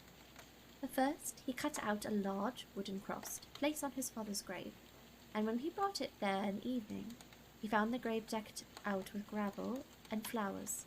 Strangers had done this, they who had known the good old father who was now dead, and who had loved them very much. Early in the morning, John packed up his little bundle of clothes and placed all his money, which he consisted of $50 and a few shillings, in his girdle. With this, he determined to try his fortune in the world, but first he went to the churchyard, and, by his father's grave, he offered up a prayer and said farewell. As they passed through the fields, all the flowers looked fresh and beautiful in the warm sunshine, and nodded in the wind, as if they wished to say, "Welcome to the greenwood, where all is fresh and bright." Then, I got this one now. oh, good. As he coughs before he reads. Be a highlighter through. Then John turned to have one more look at the old church, in which he had been christened with his infancy, and where his father had taken him every Sunday to hear the service and join the singing, the psalms. As he looked at the old tower, he espied the finger standing in one of the narrow openings, with his little pointed red cap on his head, and shading his eyes from the sun with his bent arm. John nodded farewell to him, and the little ringer waved his red cap, laid his hand on his heart, and kissed his hand to him a great many times, to show how he felt kindly towards him and wished him a prosperous journey. John continued his journey and thought all the wonderful things he had seen in the large, beautiful world, till he found himself farther away from home than he had been before. He did not even know the names of the places he passed through, and could scarcely understand the language that he met, for he was far away in a strange land. The first night he slept in a haystack out in the fields, and there was no other bed for him, but it seemed to him so nice and comfortable that even a king need not wish for a better. The field, the brook, the haystack, and the blue sky above formed a beautiful sleeping room. The green grass, with little red and white flowers, was the carpet. The elder bushes and the hedges of wild roses looked like garlands on the walls, and for a bath he could have a clear, fresh water of the brook, while the rushes bowed their heads to him to wish him good morning, good evening. The moon had, like a large lamp, hung high up in the blue ceiling. He had no fear of it setting fire to his curtains. John slept there quite safely all night, and he woke up. The sun was up, and all the little birds were singing around him. Good morning, are you not up? It was Sunday, and the bells were ringing for church.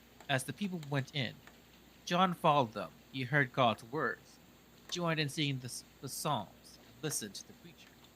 It seems to him just as he were to his own church, where he had been christened and had sung the psalms of his father. Out in the churchyard were several graves. On some of them the grass had grown very high. John thought of his father's grave, which he knew at last would not like these, as he was not there to weed and attend it.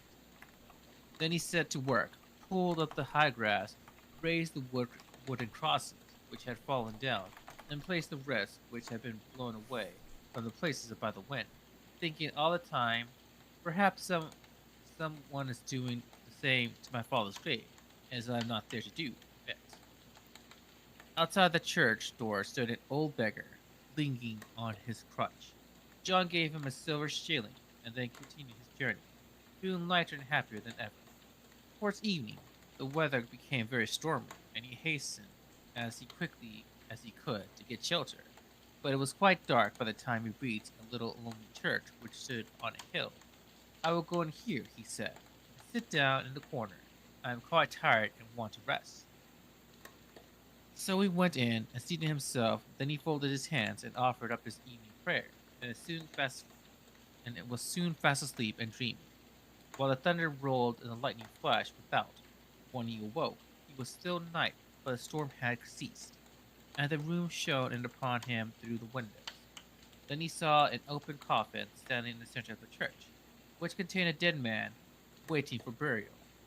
John was not at all timid. He had a good conscience, and he knew also that he was dead that could never injure anyone. It is living wicked men who do harm to others. Two such wicked persons stood now by the dead man, who had been brought to the church to be buried. The evil intentions were to throw the poor dead body outside the church door and not leave him to rest in his coffin. Why do you do this? Asked John, when he saw what they were going to do. It is very wicked. Leave him to rest in peace, in Christ's name. Nonsense, replied the two dreadful men. He has cheated us. He owes us money which he could not pay, and he is dead. We should not get a penny, so he means to have our revenge, and it'll lie like a dog outside the church door. I have only $50, said John. It is all the possessions in the world, but I will give it to you if you promise me faithfully to leave the dead man in peace. I shall be able to get on without money, and have strong, healthy limbs, and the God will always help me. Why, of course, said the horrid man. If you will pay his debt, we will both promise not to touch him. You may depend upon that, and that they took the money he offered, laughed at him for his good nature, and went their way. Your turn, Keel. Okay, you want me to take over? Yes. Then he laid the dead body back in the coffin, folded the hands and took leave of it, and went away contentedly through the great forest. All around him he could see the prettiest little elves dancing in the moonlight, which shone around the trees. They were not disturbed by his appearance, for they knew he was good and harmless among men. They are wicked people, only who can never obtain a glimpse of fairies. Some of them were not taller than the breadth of a finger, and wore golden combs in their long yellow hair. They were rocking themselves two together on the large dewdrops with which the leaves and the high grass were sprinkled. Sometimes the dewdrops would roll away, and then they would fall down between the stems of the long grass, and caused a great deal of laughing and noise among the other little people. It was quite charming to watch them at play. Then they sang songs, and John remembered that he had learnt those pretty songs when he was a little boy. Large speckled spiders with silver crowns in their heads were employed to spin suspicion bridges and palaces from one hedge to another, and when the tiny drops fell upon them, they glittered in the moonlight like shining glass. This continued till sunrise, when the little elves crept upon the flower buds, and the wind seized the bridges and palaces, and flooded them in the air like cobwebs. As John left the wood, a strong man's voice called over him, "Hello, comrade. Where are you travelling?" "Into the wide world," he replied. "I am only a poor lad. I have neither father nor mother, but God will help me." "I'm going into the wide world also," replied the stranger. "Shall we keep each other company?" "With all my heart," he said, and so they went on together. Soon they began to like each other very much, for they were both good. But John found out that the stranger was much more clever than himself. He had travelled all over the world and could describe almost everything. The sun was high in the heavens, and they seated themselves under a large tree, ate their breakfast, and at the same moment an old woman came towards them. She was very old and almost bent double. She leaned upon a stick and carried on her back a bundle of firewood, which she had collected in the forest. Her apron was tied around it, and John saw 3 great stems of fern and some willow twigs peeping out. Just as she came close to them, her foot slipped and she fell to the ground, screaming loudly. Poor old woman, she had broken her leg. John proposed directly that they should carry the old woman home to her cottage. The stranger opened his knapsack and took out a box, in which she had a salve that would quickly make her leg well and strong again, so that she would be able to walk home herself, as if her leg had never been broken. And all that he would ask in return was the 3 fern stems which she carried in her apron. "That is rather too high a price," said the old woman, nodding her head quite strangely. She did not seem at all inclined to part with the fern stems. However, it was not agreeable to lie there with a broken leg, so she gave them to him, and such was the power of the ointment that no sooner had he rubbed her leg with it than the old mother rose up and walked even better than she had done before. But then this wonderful ointment could not be bought at a chemist's. "What can you want with those 3 fern rods?" asked John of his fellow traveller. "Oh, they will make capital brooms," said he, "and I like them because I have strange whims sometimes." And they walked on together for a long distance. "How dark the sky is becoming," said John, "and look at those thick, heavy clouds." "Those are not clouds," replied his fellow traveller. "They are mountains, large, lofty mountains, son, the tops of which should be above the clouds, and a pure free air. Believe me, it is delightful to ascend so high. Tomorrow we shall be there, but the mountains were not so near that they appeared. They had to travel a whole day before they reached them, and pass through black forests and piles of rock as large as a town. The journey had been so fatiguing that John and his fellow travellers stopped to rest at a roadside inn, so that they might gain strength for their journey on the morrow. In the large public room of the inn, a great many persons were assembled to see a comedy performed by dolls. The showman had just erected this little theatre, and the people were sitting around the room to witness the performance. Right in front, in the very best place, sat a stout butcher, with a great bulldog to his side who seemed very much inclined to bite. He sat staring with his eyes, and so indeed did everyone in the room. And then the play began. It was a pretty piece, with a king and a queen in it, who sat on a beautiful throne, and had gold crowns on their heads. The trains and the dresses were very long, according to the fashion, while the prettiest wooden dolls, with glass eyes and large moustaches, stood at the doors, and opened and shut them, that the fresh air might come into the room. It was very pleasant play, but not at all mournful, but just as the queen stood up and walked across the stage, the great bulldog, who should have been held back by his master, made a spring forward and caught the queen in his teeth by the slender wrist, so that it snapped in two. This was a very dreadful disaster. The poor man who was exhibiting the dolls was very much annoyed and quite sad about his queen. She was the prettiest doll he had, and the bulldog had broken her head and shoulders off. But after all the people were gone away, a stranger who came with John said that he could soon set her to rights, and then he brought out his box and rubbed the doll with some of the salve which he had cured the old woman with when she broke her leg.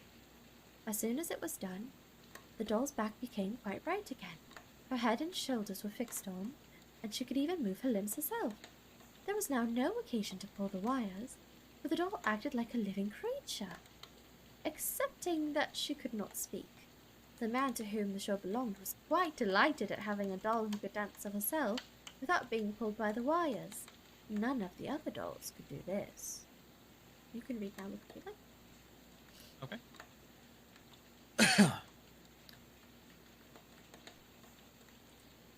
During the night, when all the people at the inn were gone to bed, someone was heard to sigh so deeply and painfully, and then sighing continued for so long a time, and that everyone got up to see what could it be better. The showman went at once to his little theater, and found that it proceeded from the dolls, who all lay on the floor sighing piteously, and staring at their glassy eyes. They all wanted to be rubbed with the ointment, so that, like the queen, they might be able to move themselves. The queen threw herself on her knees, took her beautiful crown and holding it in her hand, and cried, "Take this from me, but do rub my husband and his courtiers."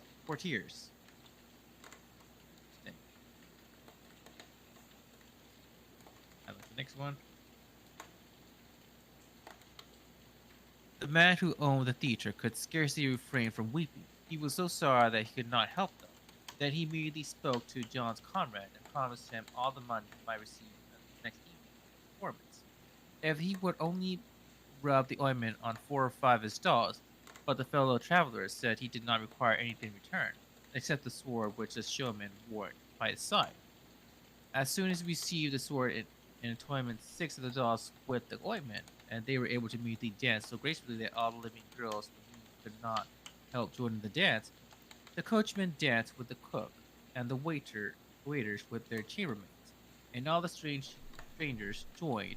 Even the tongs and the fire shovel made an attempt, but they all fell down after the first jump. So after it was all very merry night, the next morning, John and his companions left the inn to continue their journey through the great pine forest and over the high mountains. They arrived at last at such a great height, and towns and villages lay beneath them, and the church steeps looked like little specks between the green trees. They could see the moss around, far away to the place they had never visited, and John saw more than the beautiful world that he had ever known before. The sun shone brightly in the blue firmament above, and through the clear mountain air came in the sound of the huntsman's horn. The soft, sweet notes brought tears in his eyes, and he could not help exclaiming, "What a good and loving God it is to give us the beautiful and loveliness of the world to make us happy."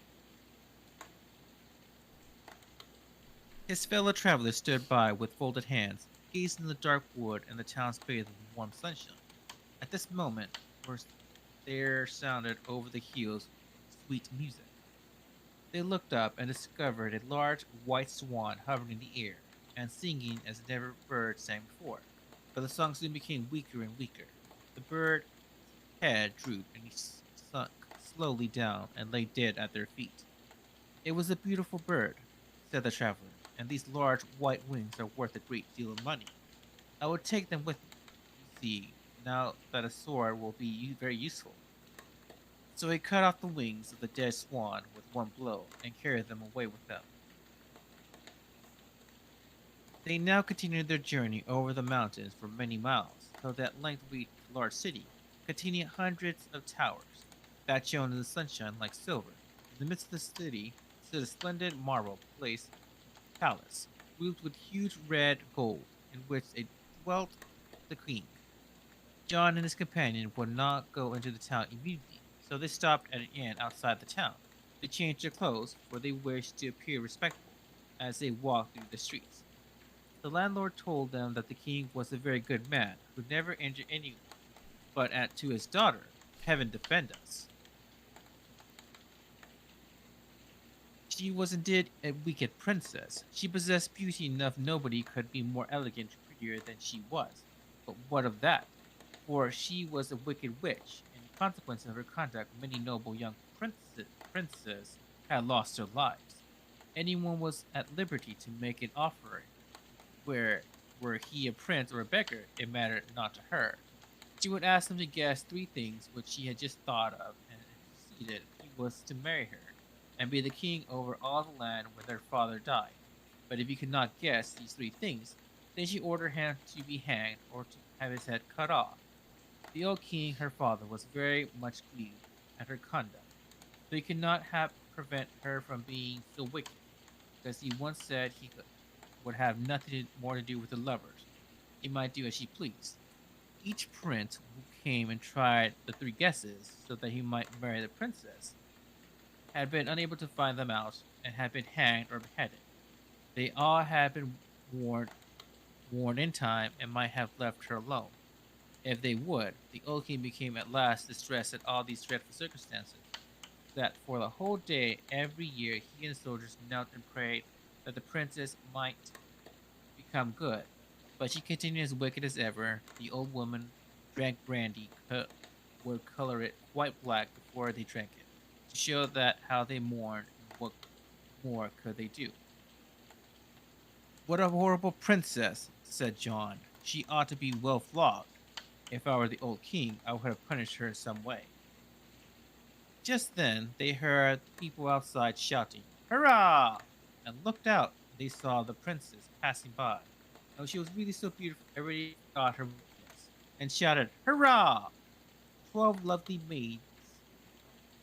maidens in white silk dresses, holding golden tulips in their hands, rode by her side on cloaked black horses. The princess herself had a snow white steed, decked with diamonds and rubies. Her dress was a cloth of gold, and the whip she had in her hand looked like a sunbeam. The golden crown on her head glittered like the stars of heaven, and her mantle was formed of thousands of butterflies, wings sewn together. Yet she herself was more beautiful than all. Okay, Kale, your turn. Okay. When John saw her, his face became as red as a drop of blood, and he could scarcely utter a word. The princess looked exactly like the beautiful lady with the gold crown, of whom he had dreamed on the night his father died. She appeared to him so lovely that he could not help loving her. It could not be true, he thought, that she was really a wicked witch who ordered people to be hanged or beheaded. If they could not guess her thoughts, every one has permission to go and ask her hand, even the poorest beggar. "I shall pay a visit to the palace," he said. "I must go, for I cannot help myself." Then they all advised him not to attempt it, for he would be sure to share the same fate as the rest. His fellow traveller also tried to persuade him against it, but John seemed quite sure of success. He brushed his shoes and his coat, washed his face and his hands, combed his soft flaxen hair, and then went out alone into town and walked to the palace. "Come in," said the king, as John knocked the door. John opened it, and the old king, in a dressing gown and embroidered slippers, came toward him. He had the crown on his head, carried his sceptre in one hand, and the orb in the other. "Wait a bit," said he, and he placed the orb under his arm so that he could offer the other hand to John. But when he found that John was another suitor, he began to weep so violently that both the sceptre and the orb fell to the floor. He was obliged to wipe his eyes with his dressing gown. Poor old king. "Let her alone," he said. "You will fare as badly as the others. Come, I will show you." Then he led them out to the princess's pleasure gardens, where he saw a frightful sight. On every tree hung 3 or 4 king's sons who had wooed the princess, but had not been able to guess the riddles she gave them. The skeletons rattled in every breeze, so that the terrified birds never dared to venture into the garden. All the flowers were supported by human bones instead of sticks, and human skulls in the flower pots grinned horribly. It was really a doleful garden for a princess. "Do you see all of this?" said the old king. "Your fate will be the same as those who are here. Therefore, do not attempt it. You really make me very unhappy. I take these things to heart so very much."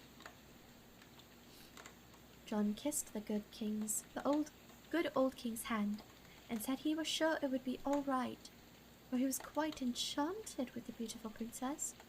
Then the princess herself came riding into the palace yard with all her ladies, and he wished her good morning.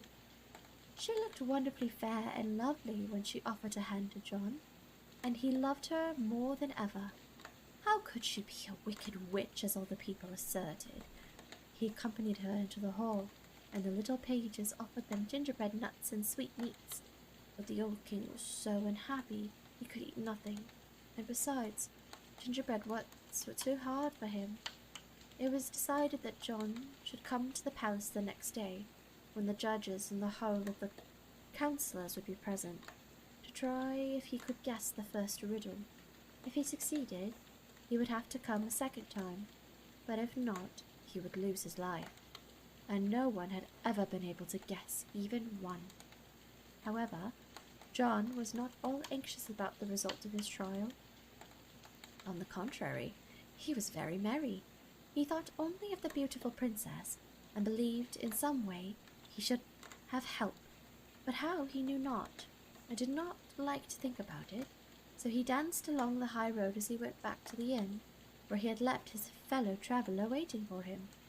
John could not refrain from telling him how gracious the princess had been, and how beautiful she looked. He longed for the next day so much that he might go to the palace and try his luck at guessing the riddles. But his comrade shook his head, and looked very mournful. "I do so wish you to do well," said he. "We might have continued together much longer, and now I'm likely to lose you. Oh, poor dear John, I could shed tears, but I will not make you unhappy on the last night we may be together. We will be merry, really merry this evening. Tomorrow, after you are gone, shall be able to weep undisturbed." I'm going to read this last one. It was very quickly known among the inhabitants of town that another suitor had arrived for the princess, and there was great sorrow in consequence. The theatre remained closed. The women who sold sweetmeats tied crepe around their sugar sticks, and the king and the priests were on their knees in the church. There was a great lamentation, for no one expected John to succeed better than those who had been suitors before. In the evening, John's comrade prepared a large bowl of punch and said, "Now let us be merry and drink to the health of the princess." But after drinking 2 glasses, John became so sleepy that he could not keep his eyes open, and fell fast asleep. Then his fellow traveler lifted him gently out of his chair and laid him on the bed. As soon as it was quite dark, he took the 2 large wings which he had cut from the dead swan, and tied them firmly own shoulders. Then he put into his pocket the largest of the three rods which he had retained from the old woman who had fallen and broken her leg.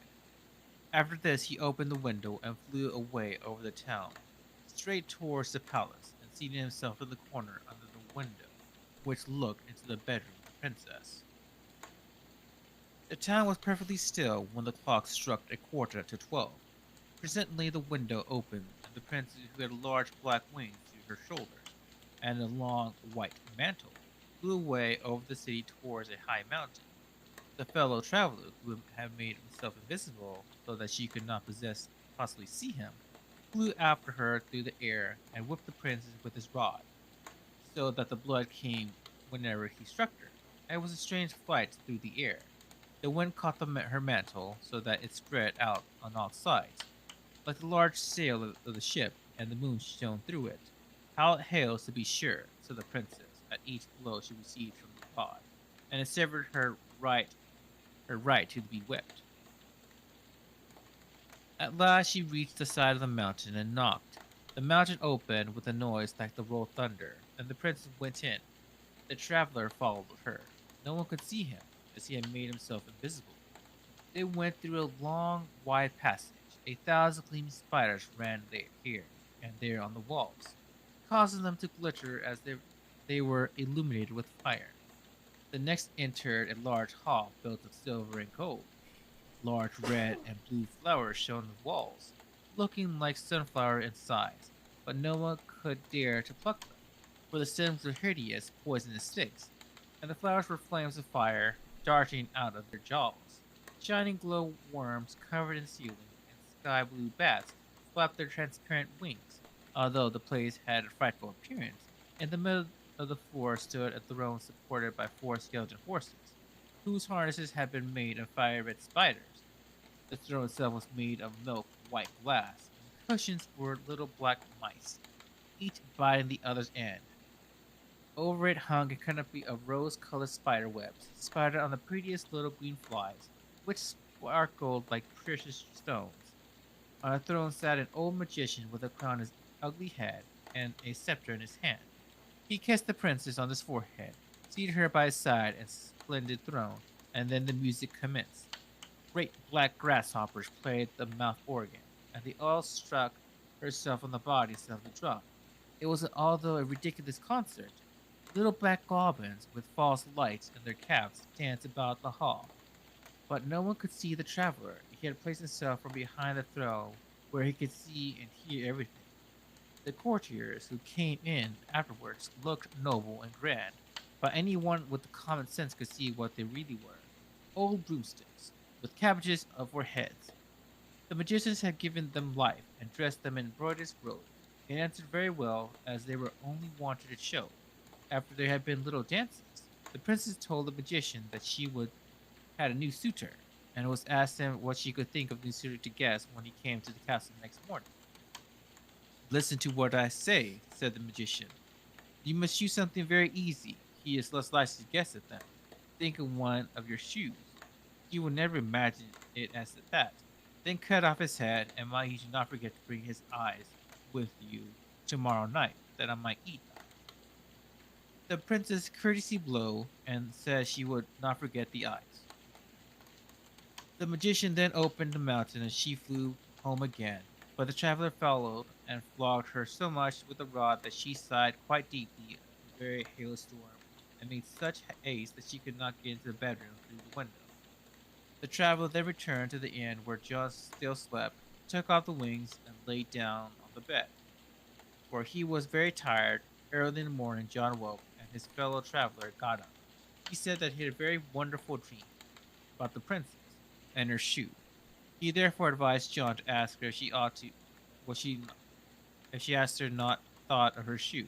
Of course, however, they knew this from the magician the mountain had said. I may as well say that as anything, said John. Perhaps your dream may come true.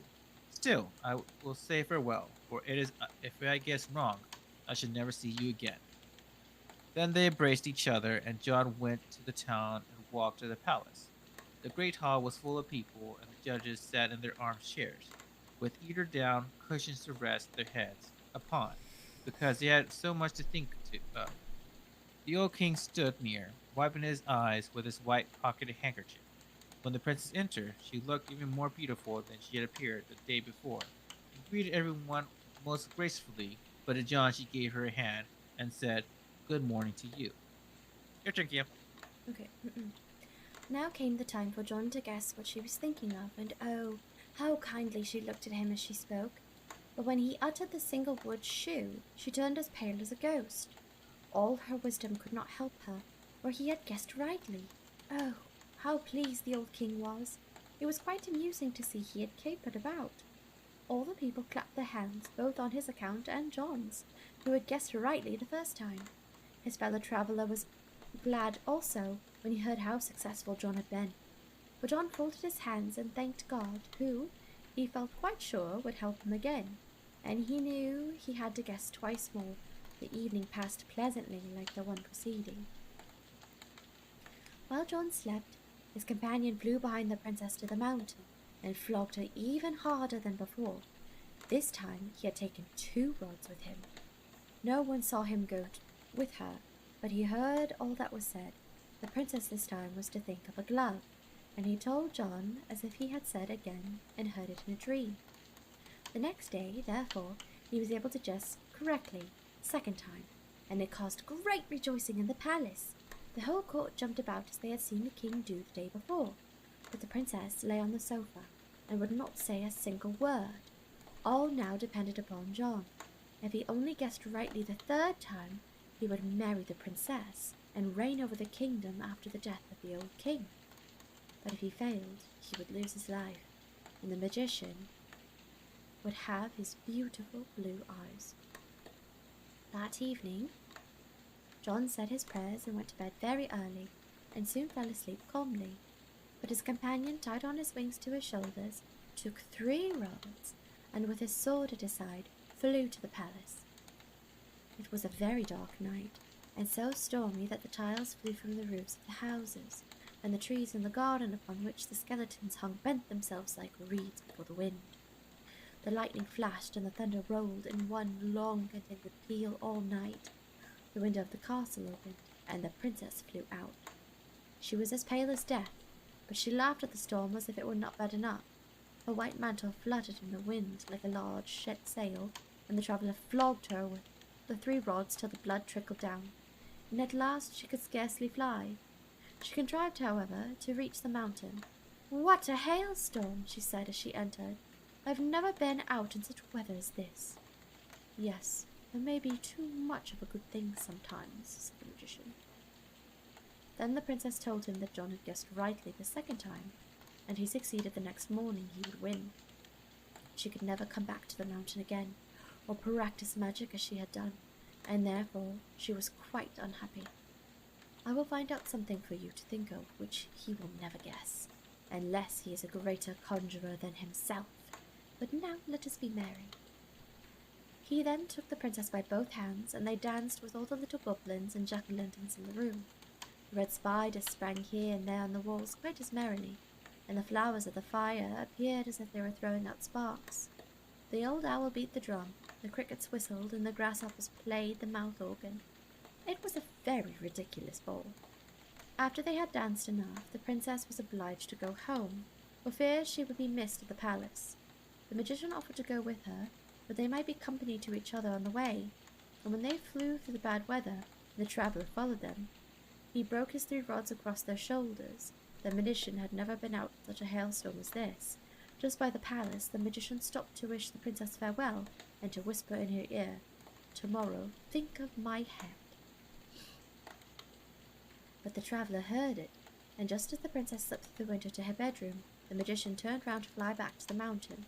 He seized him by the long black beard, and with his sabre cut off the wicked conjurer's head, just behind the shoulders, so that he could not even see who it was. He threw the body into the sea to the fishes, and after dipping his head into the water, he tied it up in a silk handkerchief, took it with him to the inn, and then went to bed. The next morning he gave John the handkerchief and told him not to untie it until the princess asked him what she was thinking of. There were so many people in the great hall of the palace They stood as thick as radishes tied together in a bundle. The council sat in their armchairs with the white cushions. The old king wore new robes, and the golden crown and scepter had been polished up so that he looked quite smart. But the princess was very pale, and wore a black dress as if she were going to a funeral. You can continue. What have I thought of? Asked the princess of John. He immediately untied the handkerchief, and was himself quite frightened when he saw the head of the ugly magician. Everyone shuddered, for it was terrible to look at, but the princess sat like a statue, and could not utter a single word. At length she rose and gave John her hand, for he had guessed rightly. She looked at no one, but sighed deeply, and said, "You are my master now. This evening our marriage must take place." "I am very pleased to hear it," said the old king. "It is what I wish." Then all the people shouted, "Hurrah!" The band played music in the streets. The bells rang, and the cake women took the black crop of the sugar sticks. There was universal joy. 3 oxen, stuffed with ducks and chickens, were roasted whole in the marketplace, where every one might help himself to a slice. The mountains spouted forth the most delicious wine, and whoever bought a penny loaf at the baker received 6 large buns, full of raisins, at a present. In the evening the whole town was illuminated. The soldiers fired off cannons, and the boys let off crackers. There was eating and drinking, and dancing and jumping everywhere. In the palace, the high-born gentlemen and beautiful ladies danced with each other, and they could be heard at a great distance singing the following song: "Here the maid is young and fair, dancing in the summer air. Like to spin winds at play, pretty maidens dance away. Dance the spring and summer through, till the soul falls from your shoe." But the princess was still a witch, and she could not love John. His fellow traveler had thought of that, so he gave John 3 feathers out of the swan's wings, and a little bottle with a few drops in it. He told him to place a large bath of water by the princess's bed, and put the feathers and the drops in it. Then, at the moment she was about to go into bed, he must give her a little push so that she might fall into the water, and then dip her 3 times. This would destroy the power of the magician, and she would love him very much. John did as his companion told him to do. The princess shrieked aloud when he dipped her in the water at the first time, struggled under his hands in the form of a great black swan with fiery eyes. As she rose the second time from the water, the swan became white, with a black ring around its neck. John allowed the water to close once more over the bird, and at the same time it changed into the most beautiful princess. She was more lovely than before, and thanked him, while her eyes sparkled with tears, for having broken the spell of magician. The next day the king came in with the whole court to offer the congratulations, and stayed till quite late. Last of all came traveling companion. He had his staff with his hand and his knapsack on his back. John kissed him many times and told him he must not go. He must remain with them, for he is the cause of his good fortune. But the traveler shook his head and said gently and kindly, "No, my time is up now. I have only paid my debt to you. Do you remember the dead man whom the bad people wished to throw out on his coffin? You gave all you possessed that you might rest in his grave. I am that man." He has said this. He vanished. The wedding festivities lasted the whole month. John and his princess loved each other dearly, and the old king lived to see many a happy day when he took their little children on his knees and let them play with a scepter. And John became the king over the whole country. Aw. The end. The end, everyone. That's a pretty good story. It was very interesting. The princess was cursed. She was cursing all this time. I thought she was an actual witch. Like, damn, bro. Damn, bro. And that will wrap up our reading stream for today. Yes. Right. For next Tuesday, at the end of the month, for the usual. So we hope everybody enjoyed our cozy little time together. And we'll be sure to try to do this again at the end of every month. Thank you for reading. Of course, of course. We enjoy doing the reading streams. They're very relaxing. Very much in. Okay, let us find, hopefully, someone cozy to raid over.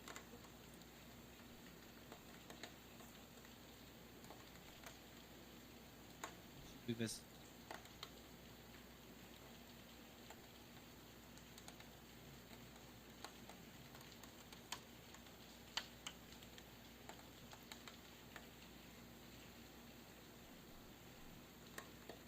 Hmm.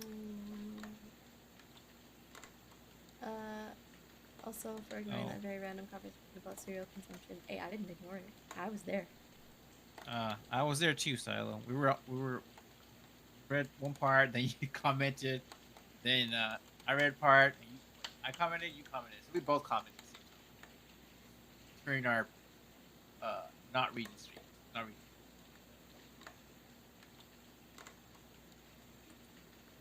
Okay, let's raid Jen Jen. Because Jen Jen is playing Genshin, but they're usually pretty chill. Oh, very sorry.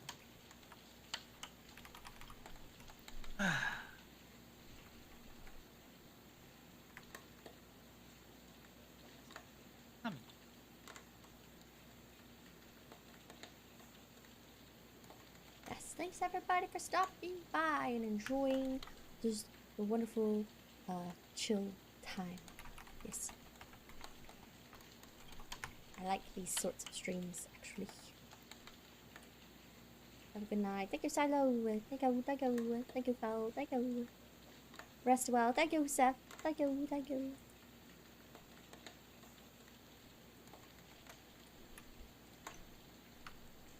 Okay. So we have 2 raid messages, of course. Nightbot is if you're subbed. And Stream Elements is if you're not. If you would use them so kindly, that would be much, much appreciated. But we're gonna go ahead and end the stream. We hope, like I said, you guys had fun. It seems like you did. And we'll come back to this again. Is there anything you'd like to say, Luca, before we go? No, that was a very interesting story. I'm glad we read like a Sherlock Holmes story, and I'm glad that we read this one. Very unique. Yes, it's very good. Very different. So Luca should be back tomorrow with some more Yakuza 0. And I will be back with a surprise on Friday. So we'll see you all again very soon. But we're leaving now. Luca, bye-bye. Good night, everyone. Good night. Bye-bye. Blah blah blah blah blah blah blah.